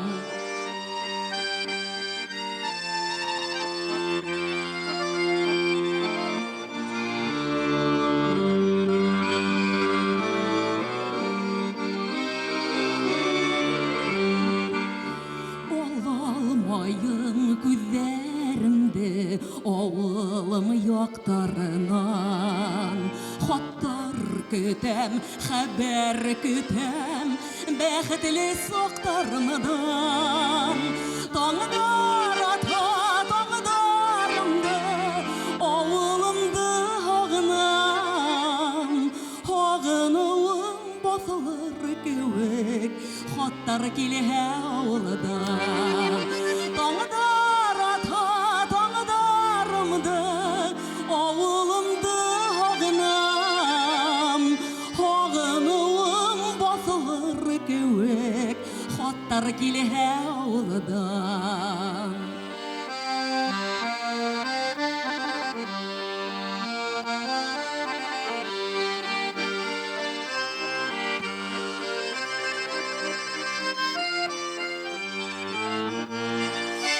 Tağıdar ata tağıdarımdı, ауылымды ағынам.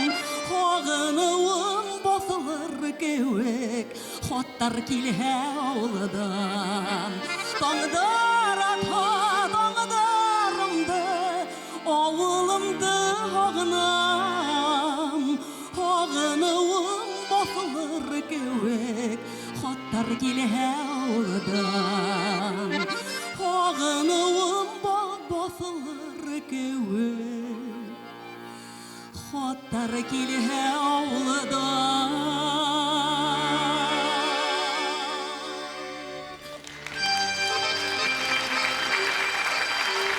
Әлфия Юлсурина, баянда Редин Хасидинов. Шагыйрь хакында кызыклы, тирән мәгънәле фикерләр әйткән иҗатчы һәм шәхес буларак Разил Вәлиевкә югары бәя биргән татарның даһи шәхесләренең зур исемлеген китерергә була. Алар арасында мактауга саран булган, мәдхияләрне уңга сулга таратырга яратмаган һәм табигатьләре белән кырыс хулыклы, дөньяга тәнкыйди карашлы, усал телле, кискен, кырыс, әмма гадел фикерле булганнары да бар. Миркасым Гусманов, Аяз Гыляҗев, Туфан Миңнуллин, Фәнис Яруллин, Фасил Әхмәтов, Мөхәммәд Мәһдиев, Нурихан Фаттах. Бу исемлекне бик озак дәвам итәргә мөмкин. Минем сәтибияда якташыбыз Татарстандың халык язучысы Нурихан Фаттах. Разил Вәлиев татарның бүгенге көндә иң күренекле, иң данлы һәм иң атаклы шәхесләрнең бере. Татар әдәбиятында Разил Вәлиевтің үз урыны күптән мәгълүм, күптән билгеле. Әдәбиятта ул талантлы һәм актив язучы. Һәр кем белә, Разил Вәлиев язучы гына түгел, сәяси эшмәкәрдә ул арымай-талмай татарның азатлыгы өчен көрәш алып бара. Буның өчен без уга олы рәхмәтле булырга тиешлебез. Хөрмәтле тамашачылар, сәхнәдә яңадан иҗатташ дуслар Олег Ханов һәм Илдус Әхмәтҗанов. Карлар ява Казан урамына, моңнар иңә талган күңелгә.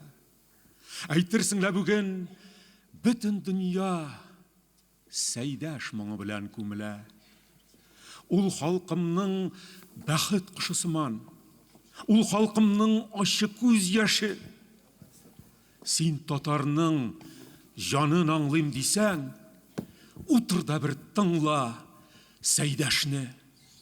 Казан күген кара болыт сарган, самрук кышлар канат кагына, ирек даулап ярсый Сәйдәш җаны, барып чыга әдрән ягына. Сәйдәш моңы идән игә йөри, җанын телә һәр бер татарның, илдән илгә сөйләп йөри Сәйдәш, татарының таңы атарын. Ул халкымның бәхет кушы сыман, ул халкымның ачы күз яшы. Син татарның җанын аңлыйм дисәң, утыр да бер тыңла Сәйдәшне. Кабатлана яздар. Гел кабатлап әйтәм йөрәгемә, утын тиеп һүнгән. Тик шулай да үҙем ситләп үтәм, касмайым мин һинән. Хынайым инде нисәнсе кат, ихтиярым көсөн, диңгеҙҙәргә барып йығылдым мин, онотолор өсөн. Кәрәк түгел һөйөү һүҙҙәренә, кәрәк түгел наҙың, һис ҡайтмаҫҡа тиеп киткәйне. Үткән инде яҙың. Хыялдар, хыял гына улар, матур һүҙҙәр, ялған. Мин донъяла бер кемгә лә ахыры бәхет бирә алмам. Сәскә төҫөн инде онотоп барам, өҫтәлемдә екән. Был ҡарһыҙ ҡыш минең ҡышым булыр. Ҡара ҡыштар еткән. Тик йөрәгем риза түгел берҙә, минән, эйәһенән, нимә тиеп ситләп үтәм имеш, ҡасып үтәм, һинән, нишләргә һуң? Көҙҙөң бар һағышы минең йәнгә инде. Күңелемә хәҙер паҡлык кәрәк. Мин бит ҡышта инде. көтмәгәндә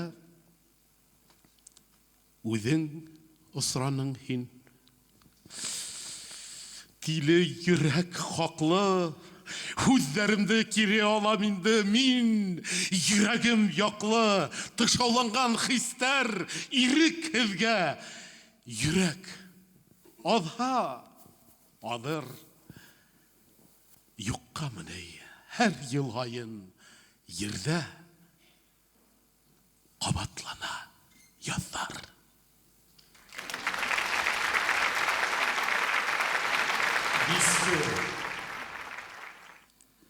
Аршыҡ тотоп әби жеберләде. Ирли-ирли жырын жырлады. Йон бәйләгән ҡабам ҡояш кебек. Аршыҡ жебем ҡояш нурлары. Әби, синең истәлекне нишек кенә инде яңартыйм. Ҡулларымда синең серле дисбең, күз алдымда жылы миш артың. Минем әткәй, синең шахтер улың Зур Исмәғил аның исеме. Күчтәнәшкә җимеш алып ҡайтҡан, төшләреннән жиған дисбеңне. Шул дисбеңне тотып ялварғансың, нақ булсын дип шах тетрәүе. Теләкләрең ҡабул булған синең, әле дә тибә әткәм йөрәге. Суғыш килгән, шул дисбеңне тартып син озатып аны ҡалғансың. Күз яшенә манма сүзләреңне ишеткән тик яшел намазлык. Әткәй хәзер телевизор ҡарый. Алланы ул біраз онытқан. Тик шулай да сине онытмаған. Қабіріңә қайын утыртқан. Күз яшларың сіңгән намазлықны яшырып қойған сандық түбіне. Искә түшкән сайын алып қарый. Ул қадар үк күфір түгіллә. Құлларыма тұтып сірлі дисбің. Миш артында ойлап отырам. Миш жылый да жылый, әллә инде ішіне қойғы кіріп отырған. Йорт салығыз, уллар үстерегіз, бәхет кірсін дейдің үйлерге, насип болсын дейдің өз еліңді, буразнаға ятып үлерге. Иген шәшмим әби, ашуланма, бір жил қуар шунда, жыр язам, әжір язу шул қадәрлі ауыр. Жибәрми ул алса буғаздан. Дисбің исән, күрсәң идәби, дөнья хәзер нишек үзгәргән. Әмин, һаман туғрылыклы сиңа. Дисбе тезәм әби, сүзләрдән. Илдус Әхмәтьянов, Олег Ханов. Рәхмәт. Тормыш һәм ижад басқыстарынан күтәрелү Разил Вәлиевка еңел булманы дип әйтергә кәрәк. Әмма бер касанда күңел төшенкелегенә бирелмәү сифаты уның заманында колхозга кермәенсә үз хуҗалыгы менән иркен яшәгән әсәһе ягынан олатаһынан булһа, булдыклылык шул ук авылда колхоз рәисе булып эшләгән Исмәгыйль атаһынан. Ә инде ундагы булган ижади рух 8 бала үстергән, шигъри юлдар менән улына хат язырга яраткан әсәһенән киләләр. 1965 елда Разил Вәлиев Казан университетына укырга кергәч, аңа университет тулай торагыннан урын бирмиләр. Әмма ул аптырап калмый. Казан урамында танышкан Вәли бабайның җимерек сарайына идән түшәм җәеп, мич чыгара да үз янына шулай ук тораксыз калган бер шәкертне алып, шунда яши башлый. Инде Мәскәүдә укыган осырда яшь атага дәресләрдән һуң автомобиль заводында ла, макарон фабрикаһында ла эшләргә, вагон бушатырга ла туры килә. Ләкин бер вакытта ла акса барыбер йетмәй. Һәм буны бер вакыт гаиләле студент авылдан әсәһенән шигъри юлдар менән язылган хат ала. Кайтһаң ине, кеше улы кеүек, япһаң ине, лапас түбәһен, өйләндең дә, көйләндең дә ахры, Unuttun da bizi күрәһең. Инде озакламай Разил Вәлиев тәрән мәгънәгә ия булган әсәйгә хат шигъре языла. Нидер язып әсәйне ебәрәем, бар булганым кара һәм каләм, 70 тин юлы шигъремдең шигырьлата гына ебәрәм. Харык тигәз, болындарда ни хәл? Гыймадымы һаман көтүсе? Көтүсеһез калган көтү нисек, без дә шулай хәзер ер өсөн. 1979 елда Разил Вәлиев үз авылының мәчетенә манара куйдыра. Хәзер мәчетләрне торгызу җиңел, ә ул вакытта 70 еллар азагында атеизм гаҗәеп көчле, партия һәр даим күзәтеп тора. Үзенең яшен тамыры исемле китабының гонорарын алгач, Разил Вәлиев 2 реставратор ияртеп авылына кайта. Манараны тургызып, ярты гасыр буе аларның келәтендә сакланган айны яңадан урынына куялар. Бу эштә Разилгә бабасы да, әнисе дә, энесе дә ярдәм итәләр. Әмма аның каравы кайбер уяу бәндәләр балалар журналында эшләүче журналистның мәчет төзүе хакындагы шикаятны өскә җибәрергә онытмыйлар. Марсель Галиев бер мәкаләсендә язганча, язмыш Разил Вәлиевкә шактый четерекле сынаулар әзерләп куйган иде. Язучылар рәисе урынбасары итеп куелгач, аның баш очында булытлар куера башлады. Ерак китәчәк бу егет дип көнләшүчеләр йокысыз калдылар. Егет өстеннән Мәскәүгә, хәтта үзәк комитетка бер туктаусыз шикаятләр ява. Жанына урын таба алмаганда Кырымга, Кавказга китеп бер онытылырга, ял итәргә дә була югыйсә. Разил Вәлиев ул чакта кайнар якка, сугыш давыллы кутырган Әфганстанга китеп барды. Әфганстанда булган журналистлар язучылар артынан күзәтү, цензура көчле булуына карамастан, Разил Вәлиевтің хугыштың бүтін асылын тойган шигырьләр шәлкеме иҗат итә. Хәзер, хөрмәтле тамашачылар, бүгенге киселе афган шагыйре Асадулла Мирака хан да катнаша. Уның тәрҗемәһендә һәм укуында Разил Вәлиев шигырьләре афган телендә яңгырай. Рәхим итегез, Асадулла әфәнде, сәхнәбез түренә. السلام علیکم دوستان عزیز گرامی. کوههای شامخ کشور افغانستان، منزع دل از اراضی های شادانش منم. Әфғанстан ғырур таулар иле. Мин Иделдән, иркен үзәннән. Күзләремне ала алмый тордым ак пәрәнҗә япкан гүзәлдән. Сезгә килгәч калдым тыйнакланып, чистарды жан, уйлар үзгәрде. Пәрәнҗәңнең бер пушмагын гына күтәрсәңче, Әфган гүзәле. Серле булган сайын арта икән гүзәллеге хатын-кызларның. Йыллар буе җуйган хисләремне монда табып бүген кызардым. Йөрәк менә нигә каккан икән, менә нигә җаным сызлаган. Күзләремне ала алмый тордым таулар кебек ғырур кызлардан. از آن شجاع دختر سربلند امثال کوهش. С праздником. Кадерле дуслар, бүгенге байрам кисәһенә тагыла мәртәбә өстәп Татарстандан килгән кунагыбызны сакырам. Башкортстандың атказанган Татарстандың халык артисты Рөстәм Маликов бүгенге байрам кисәһендә. Разил Вәлиев үзләренә Рөстәм Маликов үзе иҗат иткән йырды башкара исә Елдәр.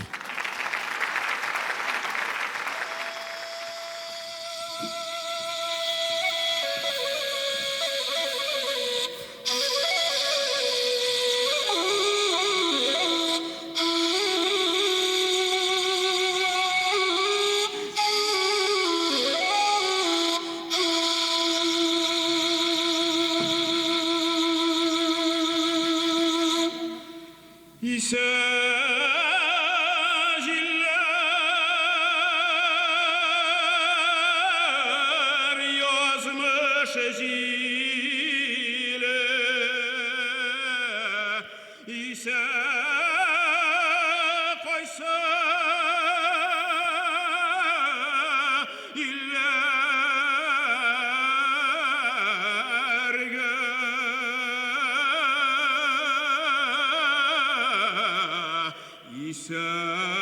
койсы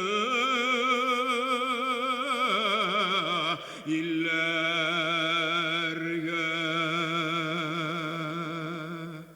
күңелем тула моңлы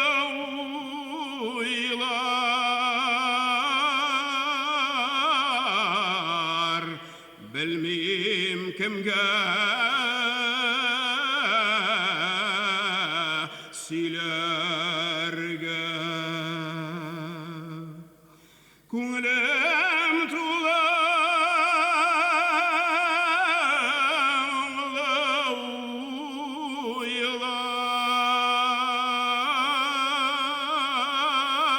уйлар белмим кемгә сөйләргә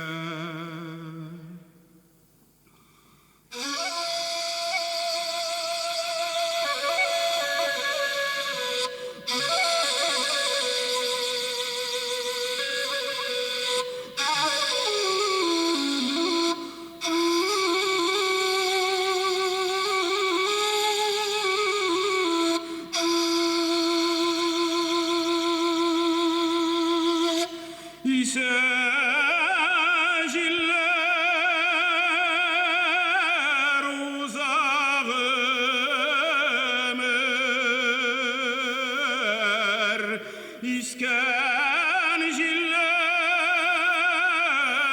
туктармы,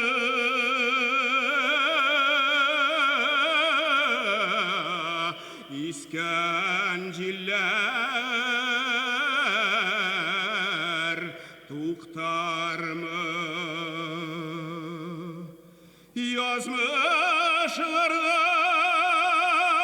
язмышлардан узмыш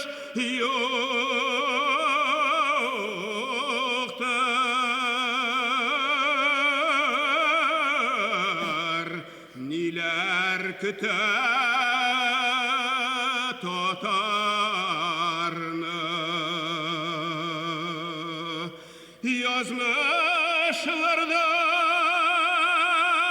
язмышлардан узмыш юктыр, ниләр көтә татарны.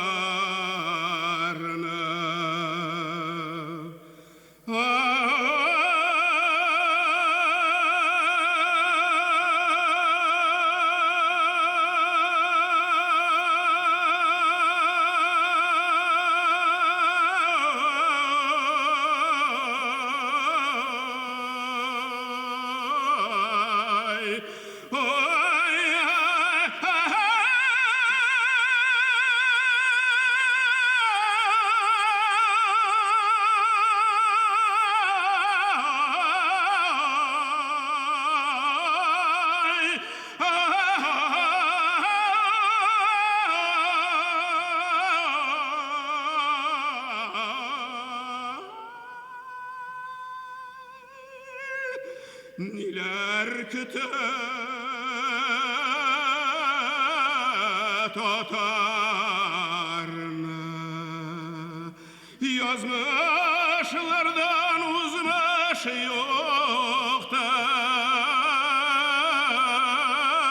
юктыр, ни көтәсең татарым.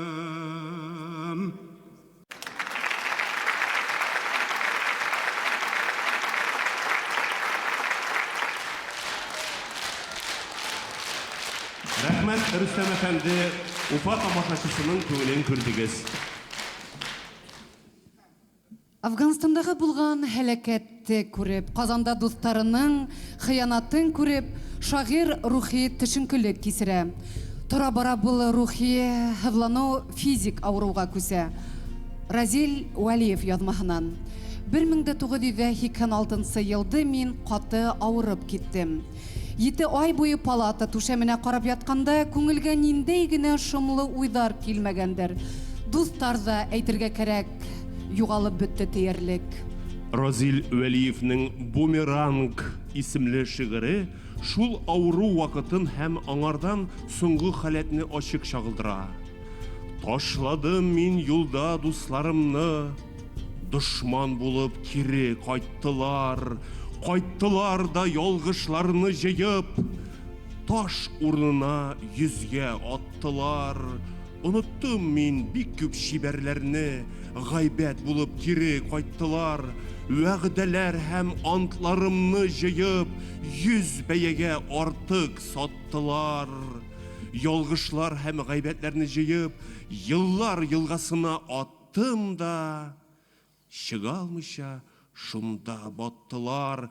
Һәм тагында шибәр кызлар булып, шатлык булып, якын дуслар булып, минем янга кире кайттылар. Разил Вәлиев үзенең истәлегендә булай дип дәвам итә. Шул сакта иң кирәкле даруларны табылсы, мине юатып, сабый баланы карагандай карап торылсы алиям булмага, белмәем, бұл көндәргә тиклем килеп җитә алыр инем микән. Бергә кисергән елдар, бергә ирешкән уңыштар, уртак һөйнестәр безнең тормыш мәгънәһен тәрәнрәк аңларга һәм үзебез төзегән гаилә дәүләтенең кадерен белергә өйрәттеләр. Разил Вәлиевнең тормыш иптәше Алия ханым бәйрәмебезнең олуг кунагы. Алия ханым, Башкортстанлылар, Уфа тамашачылары исеменнән сезгә ихтирам йөзеннән менә шушы чәчәкләрне кабул итегез. Алия Вәлиева.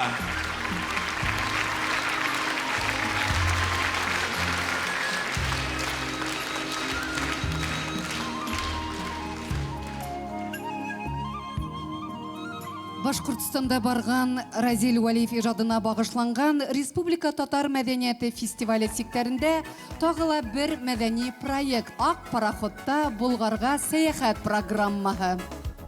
Дулкын ярабак пароход килә, серләреңне дулкыннарга сөйлә. Ак пароход, ак хыяллар бүләк ит, ак пароход, ак бәхеткә ак пароход алып китә. Ак пароход, ак хыяллар бүләк ит, ак пароход, ак бәхеткә ак пароход алып китә. Ак бәхеткә ак пароход алып китә. Ак бәхеткә ак пароход алып китә.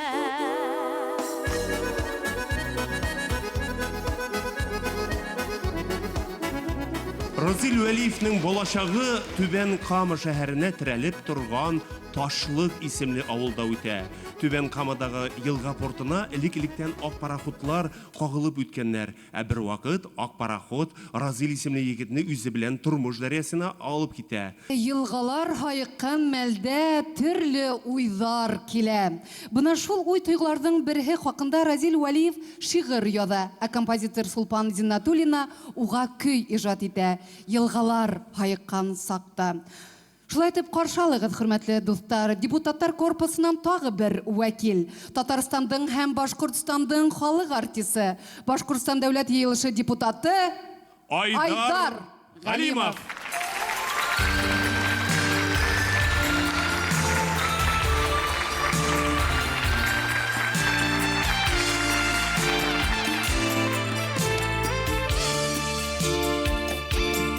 Ике яр кушалар шикелле,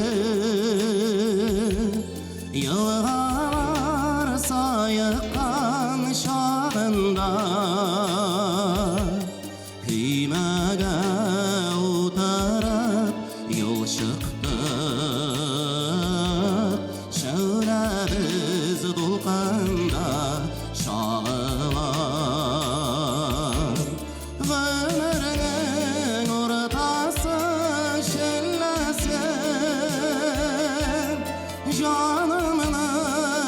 Kimsin kimlerge Gönürüm yılgası sayılıp Yaraları kavuşkan günlerde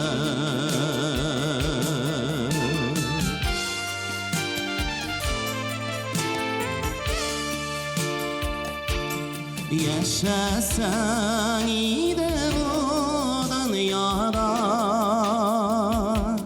Dil birmi hasrette kaygıga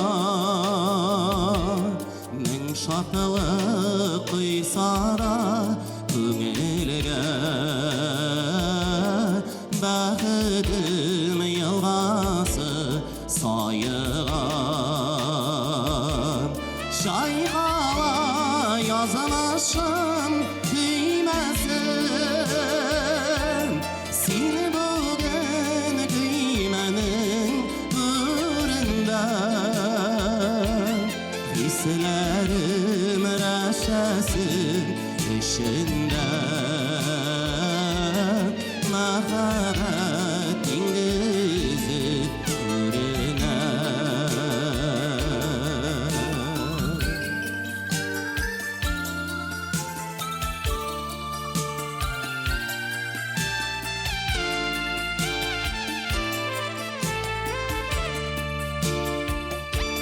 Jarlarım şifalı yangırday Susaran canlarını suğaray Мәңгіге келген көк дүнияға Салғанымын yıllarını sularga Ömürün ortası şenlesin Canımı aşımsın kimlerge Ömürüm yılgası sayığım Yarları kavuşan günlerde Ömürün ortası şenlesin Canımını aşımsın kimlerge Ömürüm yılgası sayığım Yarları kavuşan günlerde Ömürüm yılgası sayığım Yarları kavuşan günlerde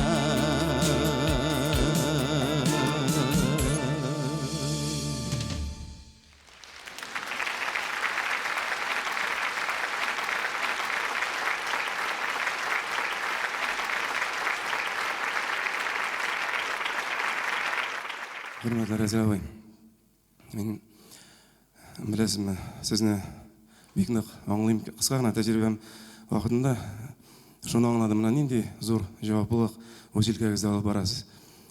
Сіздің ижадыны көптен білген кіші боларақ, мына бұл жырларны мен 15-16 ел ілік жырлаған едім. Бұл жырларны деп етем, қайыр тоған бір жыр сіздің шығырға болашақ. Елғалар сайыққан шағанда ең көңілді, терең хатирелер һәм тирән із қалдырған жырларның бірсідір. Әмма ләкин шуны айтам, 15-16 ел элек мен аларны Разил абый ул тиклем аңлап жырламаган икән әле. Мына яши бу сүзләрнең нинди тирән мәгънәгә һәм бу сүзләрне тормышны аңлаган һәм тормышны күргән кешегә яза алган икәнен мин әле генә аңлый башладым. Рәхмәт сезгә шушы сүзләр өчен.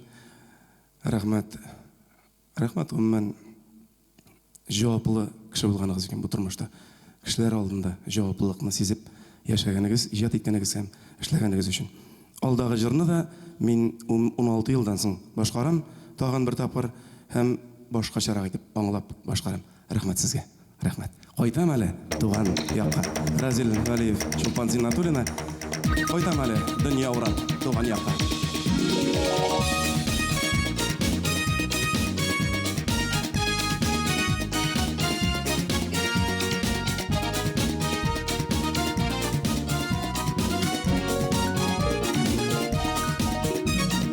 Kaytam indi dünya urap tuğan yakıbılınına Balınlarda atlar şaba min nаны da kılınğına Şit illerde, şit jirlerde Aziz ömürler öken Dingi suvu nige tuzlu Elle göz yaşım iken Şit illerde, şit jirlerde Aziz ömürler uzgan Dingi suvu nige tuzlu Elle göz yaşım iken Aytan elle dünya uğrap Tuğan yağı kırlarına Minim güllar kildim Yollarının uğrağına Şit illerde, şit jirlerde Aziz ömürler ötken Dingi suvu nige tuzlu Elle göz yaşım iken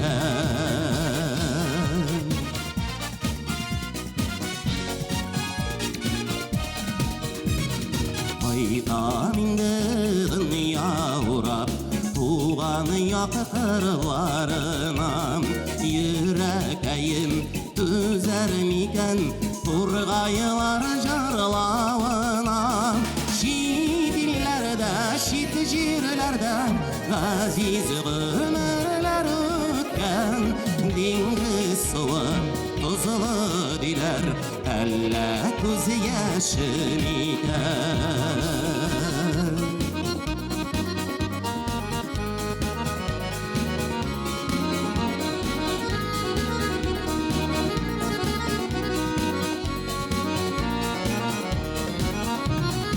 Aytan indi dünya uğrap Şel yapan ağlarına Enke yüzü şırar kırık Ağlarıma Şit illerde, şit jirlerde Aziz ömürler ötken Dingi suvu nige tuzlu Elle göz yaşım iken Şit illerde, şit jirlerde Aziz ömürler ötken Dingi suvu nige tuzlu Elle göz yaşım iken Dingi suvu nige tuzlu Elle göz yaşım iken Dingi suvu nige tuzlu Elle göz yaşım iken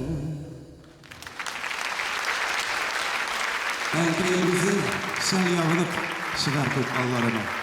Осы орнына қосып орамын.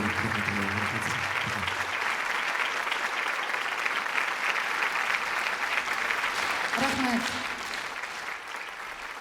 Енді бүгінгі байрам кисәһен Башқұртстандың атқаданған артисткаға Рима Ключарева дауам ете. Разил Валиевтің шиғырдарынан тұрған композиция яңғырай.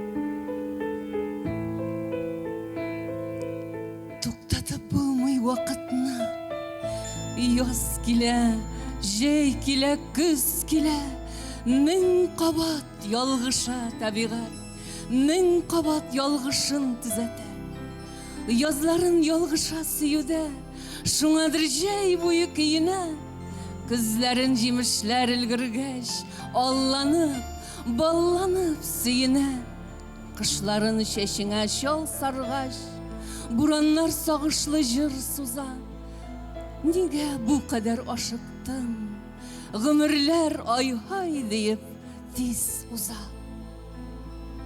Kıya taşka minip şiir yazdım Bu şiirim bəxit turunda Hızırlanıp tauda basıp duram Bulutlarga başım ırına Şundu yakın mine var tabigat Tuğan yağım nindi king cihan Taşlap gitken yarım bugün kaytta Миңа гына диеп алсу гүл жиған.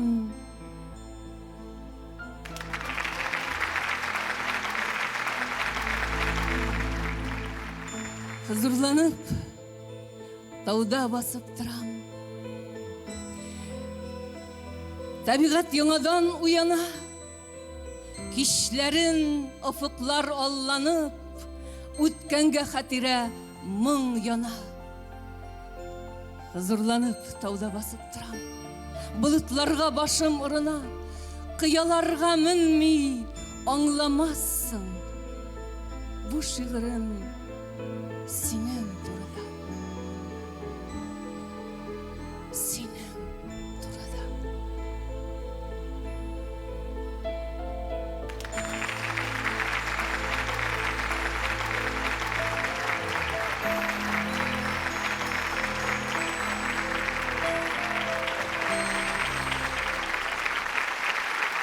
Бүгінгі кисе біздің көңілдерде ниндейдер бір истәлек еткер булып хәтердә калыр. Разил Вәлиев иҗатында Яткәр дигән җыр бар. Аны классик композитор Фасил Әхмәтов язган һәм бүген тамашачылар өчен аны Республика Газиз Әл-Мөхәммәтов исемендәге җырчылар конкурсы лауреаты Венера Шарипова башкара. Яткәр.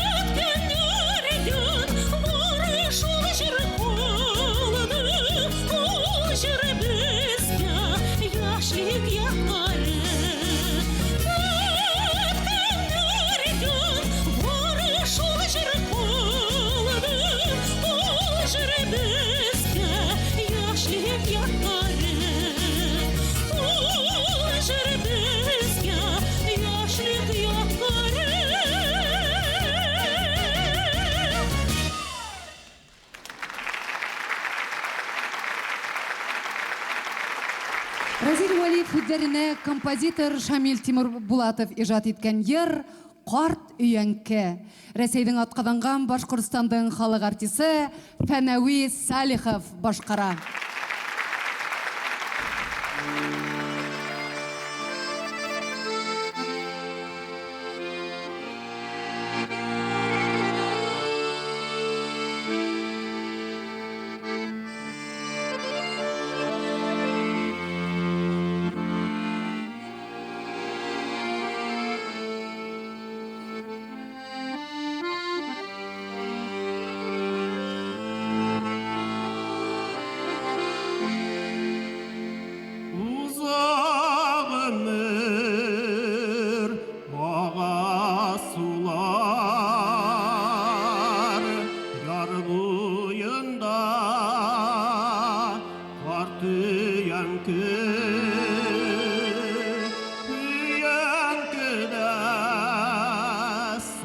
сайрый кuşlar сайры yüzüp oh yürekini şayayını şitke ağlar kartı yankı yalğız yanar kartı yankı gözlerinden iniş bulup yaşlar damar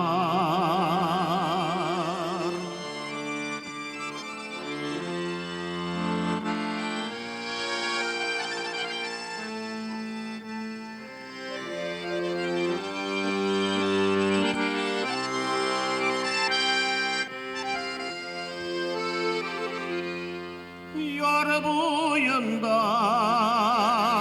kartı yankı bıtakların sil kayırgan kartı yankı küplerinde seni uylap meni kaygıram şayayını şitke ağlar kartı yankı yalğız yanar kartı yankı gözlerinden iniş bulup yaşlar damar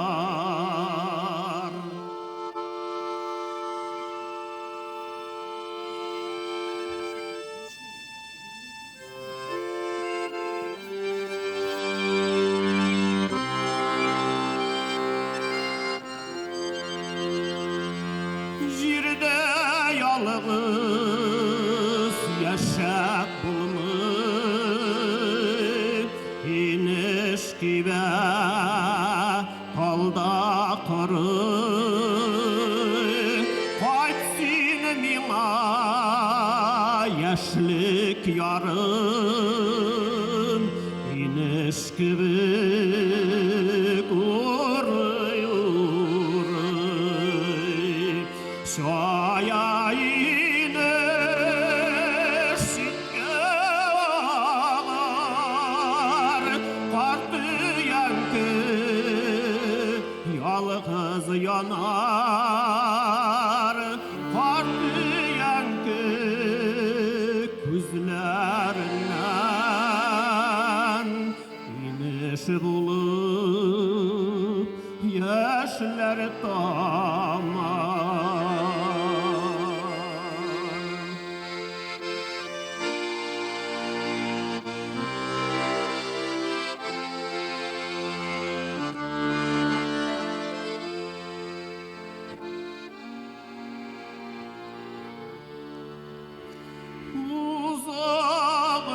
uzağınır sayırı kışlar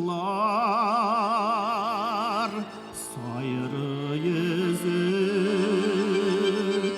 yaşayır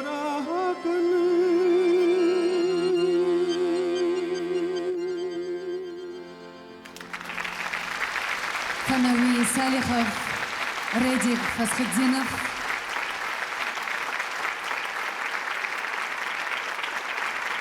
Құрметті тамашашылар, бүгінгі байрамыбызға Разил Валиевтің туған яқтарынан, Түбән Кама қаласынан, оның туған ауылы Ташлықтан мәртәбәлі делегациялар келген.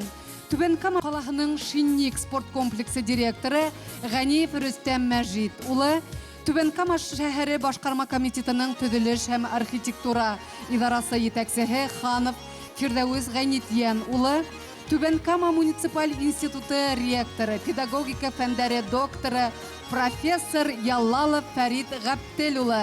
Шулай ук сәхнәгә Казаннан килгән делегация җитәкчесе, Казан дәүләт федераль университеты профессоры, филология фәннәре докторы, Казан дәүләт федераль университетының татар әдәбияты методикасы кафедрасы мөдире, Разил Валиев турында заманда беренче булып сүз әйткән Фуат ага Галиуллинны чакырабыз. Шулай ук Разил абый белән кулга-кул тотышып, татар мәдәниятен саклаучы җыен фонды җитәкчесе Фуат әфәнде Рафиковны да сәхнәгә чакырабыз. Рәхим итегез. Каумысыз, хөрмәтле милләттәшләр, дин кардәшләре, күңелгә май булып яткан якын күрешләрбез, Башкортстан халкы. Bütün Dünya Tatar Kongresi'nin Түбән Кама президиум әгъзалары исеменнән, Түбән Кама халкы исеменнән, туган ягы Ташлык авылы туганнарыннан һәм аның авылдашлары исеменнән менә шушы кичәне оештыруда зур өлеш керткән вәкилләргә, дәүләт хезмәткәрләренә һәм тамашачыларга шын күңелдән баш иеп рәхмәт әйтәсе килә. Мөхәммәд пәйгамбәр үз караваны белән авылга керә икән. Аңа бәләкәй генә малай ындыр капкасын ача. Килеп башын сыйпый да Мөхәммәд пәйгамбәр: "Эй улым, рәхмәт әйтсәң, сиңа күп була инде, караван артында 2 ат бар, шуның берсен ал" дип әйтте ди. Шуңа күрә без рәхмәтебезне дә әйтергә килдек. Әмінә ат бүләк итмейбез, шушы каллажны бүләк итәбез. Монда Разил Валиевның авылындағы китапхана, мәдәният йорты, мәчете, Зәй елгасы һәм безнең баш архитектор эшләгән мәчет һәм аның шигырь юллары илебездә эзлесез. Инде шушы туган авылына багышлап язган шигыре һәм аның кие классташы Алмаз Хамзин язган. Марат әфәнде, шушы кичәне оештырганыз өчен чын күңелдән рәхмәтебез сезгә. Барбыз исеменнән дә.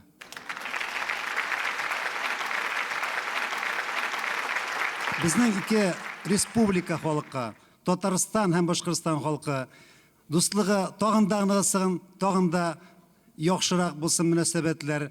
Разил Исмәгиловичка аның иҗат шишмәсе ургылып торсын, дуслык тагын да ныгысын. Разил Валиев булыр өчен Разил Валиев булып туарга кирәк. Аның белән гурурланабыз һәм шатланабыз да. Шатланабыз чөнки ул безнең Татарстаныбызда туган. Һәм Татарстаныбызда сәяси тормышта ул милләтебезнең төп терәге һәм өмете.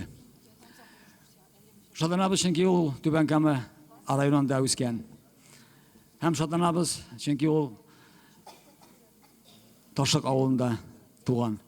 Сезгә зур тормыш һәм бәрәкәт яшәвеңне теләп калабыз, Разил Исмәгилович. Мин бу мәртәбәле сәнгать сарае сәхнәсенә үз гомеремдә 2нче тапкыр күтәреләм.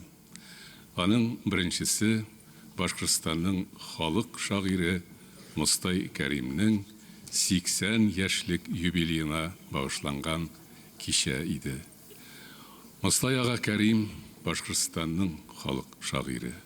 Менә бүген бу зал Татарстанның халык шагыйре Разил Валиевны улылый. Алар замандашлар булсалар да, икесе ике буын шагыйрьләре. Әмма аларны бер нәрсә берләштерә. Ул халкыңны ярату һәм соңгы көчкә кадәр аңа хезмәт итәргә омтылу. Эшләре турында сөйлибез.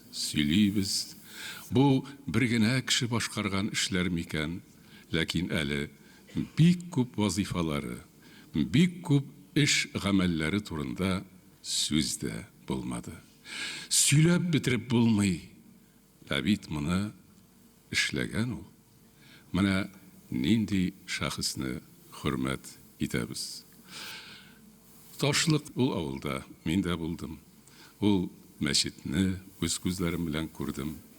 Менә Разил Исмагыйль улы шул мәчет манарасын торгызып, аның башына ай куйган кеше. Һәм шушы адымы Татарстан Дәүләт Советы бинасы түбәсенә Татарстан дәүләт флагын күтәрүгә китерде. Ул шуны күтәрүчеләрнең берсе булды. Әлбәттә зур шагыйрь. Ләкин шул ук вакытта ул бит прозаик та. Менә миңа шундый бәхет насип булды. Аның беренче әсәрләре, проза әсәрләре турында матбугатта сүз әйтергә. Һәм инде мин шуннан соң менә ничә еллар Разил Вәлиевның бөтен иҗатын күздән кичереп барам. Язучы кеше шулай бит ул. Яза да куя, халыкка җиткерә, бәлки күбесен ул исенә дә төшереп тормыйдыр. Ә менә мин аның һәрбер әсәрен беләм. Һәм шуның белән горурланам. Шуның белән без булачак язучыларны, шагыйрьләрне, укытучыларны әзерлибез. Ә алар чынлап та зур үрнәк булып торалар. Менә аның прозадагы табышлары турында берничә генә сүз. Иң беренче әсәре Эт кояшы. Ләкин бу әсәр шул кадәр заман рухында язылсалар да, ул чор традицияләренә, ул чорда кабул ителгән образлыкка, ул чорда шушылай булырга тиеш дип уйланган геройларга капма каршы әсәр иде. Ул яшәп килгән социалистик реализм методының үзәгендә торган уңай герой тудыру мәсьәләсендә бөтенләй капма каршы әсәр иде. Һәм ул әлбәттә басылмады. Икенче әсәре яшисе килә. Иптәшләрен коткару бәрабәренә кулында буҗрасы алынган гранатаны үз астына салып, күкрәге белән каплап бүтәннәрне исән калдырылган Рафкат дигән чын түбән Кама егете турындагы әсәр иде ул. Һәм шушы әсәр 1982 елда яшьләрнең комсомол премиясенә лаек булды дигән, димәк, рәсми хакимият тә бу әсәрнең сәнгатьчә югарылыгын танырга мәҗбүр булды. Шул ук вакытта ул драматургта. Һәм менә әле күптән түгел генә Кәрим Тинчурин исемендәге театрыбызда бик тә уңышлы премьерасы булды. Казан, Татарстан, Разил Вәлиевтан башка үзенең яшәешен, алга барышын күз алдына китерә дә алмый. Рәхмәт. Хәерле кич, хөрмәтле тамашачылар. Разил Вәлиев Җыен фондының рәисе. Җыен фонды шәхсләребез дигән сериал китаплар чыгара. Анда Мәрҗәнигә, Риза Фахретдингә, Гаспаралыга, Габдулла Кариев, Тинчурин, Сахиб Җамал Гизатуллина Волжскаяга башланган китаплар чыкты. Безнең иҗат җимешләребезне бүген оештыручы Марат әфәндегә бүләк итсәк урынлы булыр дип уйлыйм.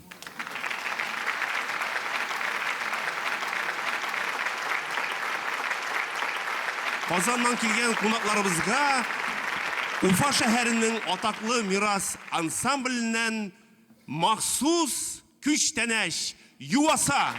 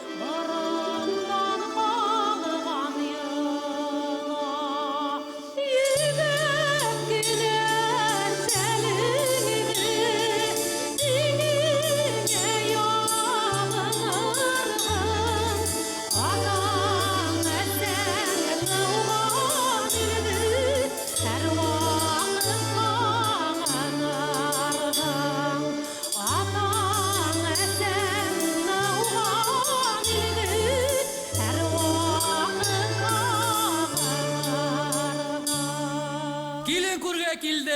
Кайда безнең киленебез? Күрһәт әле кияү киленебезне.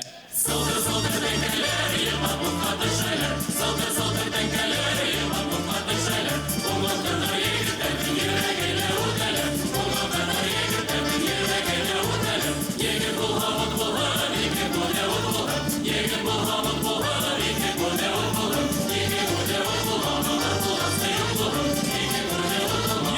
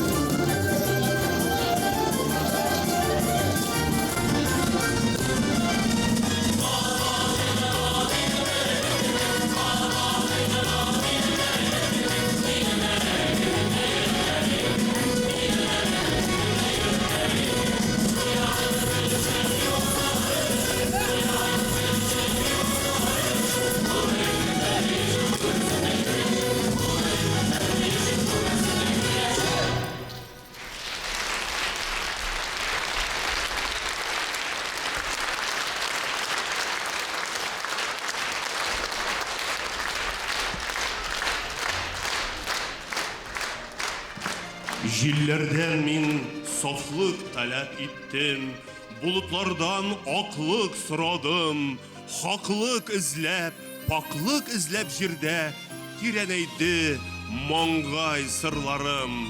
Күңелемә кайгы хәсрәт төшһә, ак сескелер yerden эзләнем. Уфуктарга карап көтә торгас, хагыштарга тулды күзләрем. Аклык эзләп гомер иткәнгәме, аппак булды шигә чәчләрем. Шатлыгымны җилгә сибеп йөрдем, тик кайгымны җиргә чәчмәдем. Бынан ары күзе күккә төбәп, буш хыялдар менән йөрмәм. Минең бәхет тик минеке булар, туктамаһын гына йөрәгем. Хөрмәтле дуслар, хәзер сәхнәгә бәйрәмебезнең төп каһарманы Татарстанның халык шагыйре Разил Вәлиевне һәм әлбәттә кичә бездә катнашкан барлык сәнгатькәрләрне сәхнәгә чакырабыз. Рәхим итегез.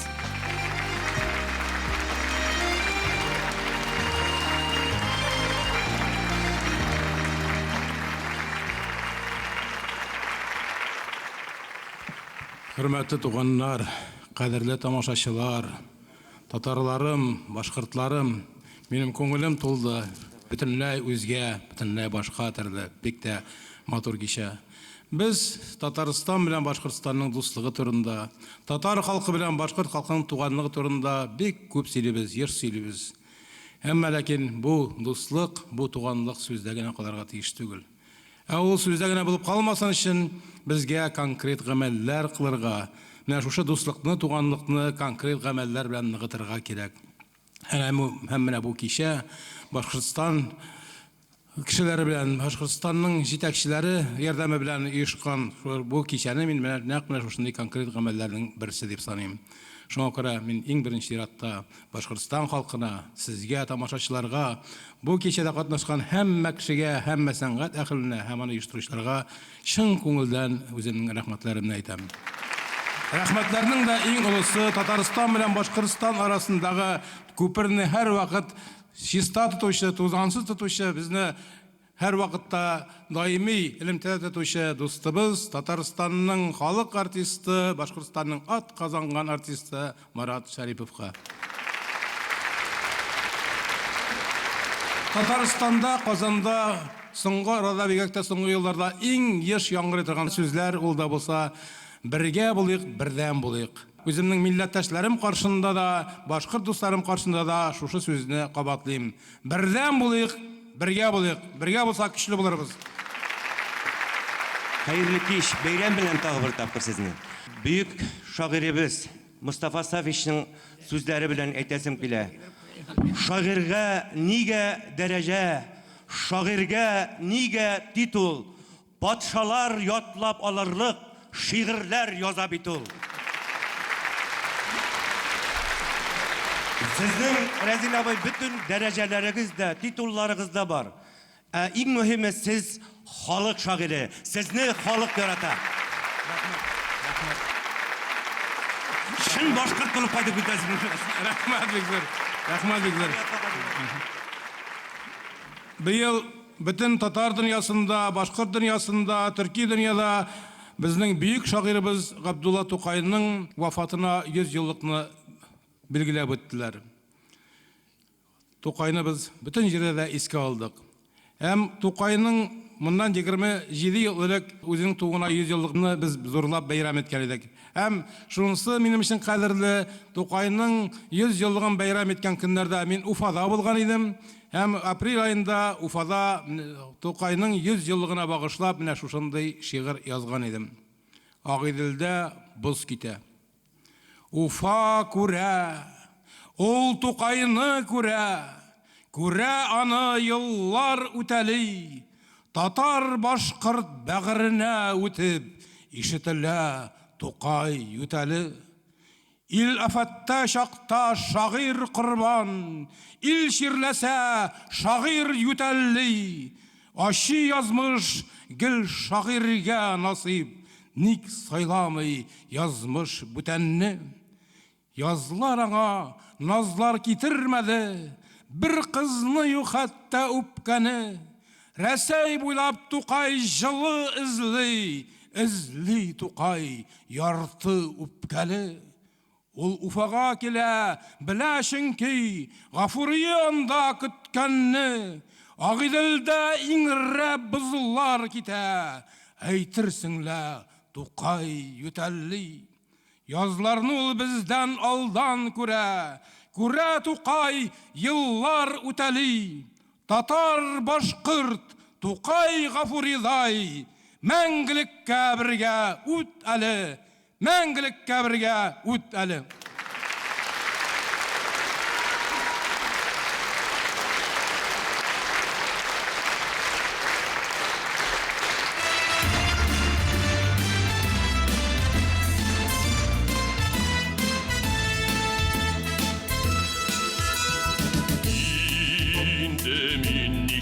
Mərtəbə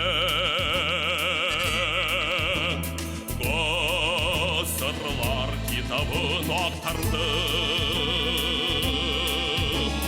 Köpmü yav suğuşlar arqılı Sin şinep şıqqansın vatanım Söz qaysı xalqın bizələr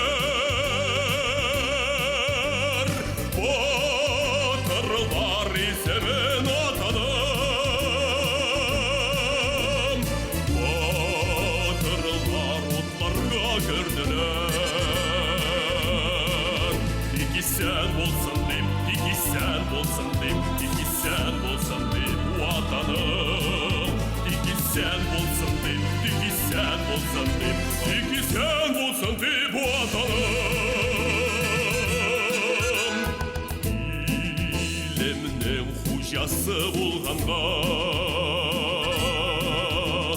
Мен жерге нық басып атладым Кешелер көтерді ватанны Кешені көтерді ватанны Сөз қайсы халықтан бейселер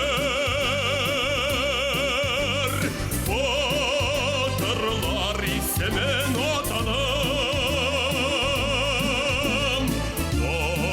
Batırlar onlarga gördüler Peki sen bolsan deyip, peki sen bolsan deyip Peki sen bolsan deyip bu atanım Peki sen bolsan deyip, peki sen bolsan deyip Peki sen bolsan deyip bu atanım Min gördüm tünlerini taradım Dünyada altı tavatkanım Yaktıra vallada yeryüzüm Tan bulup nur sibe vatanım Söz qaysı halkan bizələr Batırlar seven atanım Batırlar utlarga gördülər Peki sen bulsan deyip, peki sen bulsan deyip Peki sen bulsan deyip bu atanım Peki sen bulsan deyip, peki sen bulsan deyip Peki sen bulsan deyip bu atanım Peki sen bulsan deyip bu atanım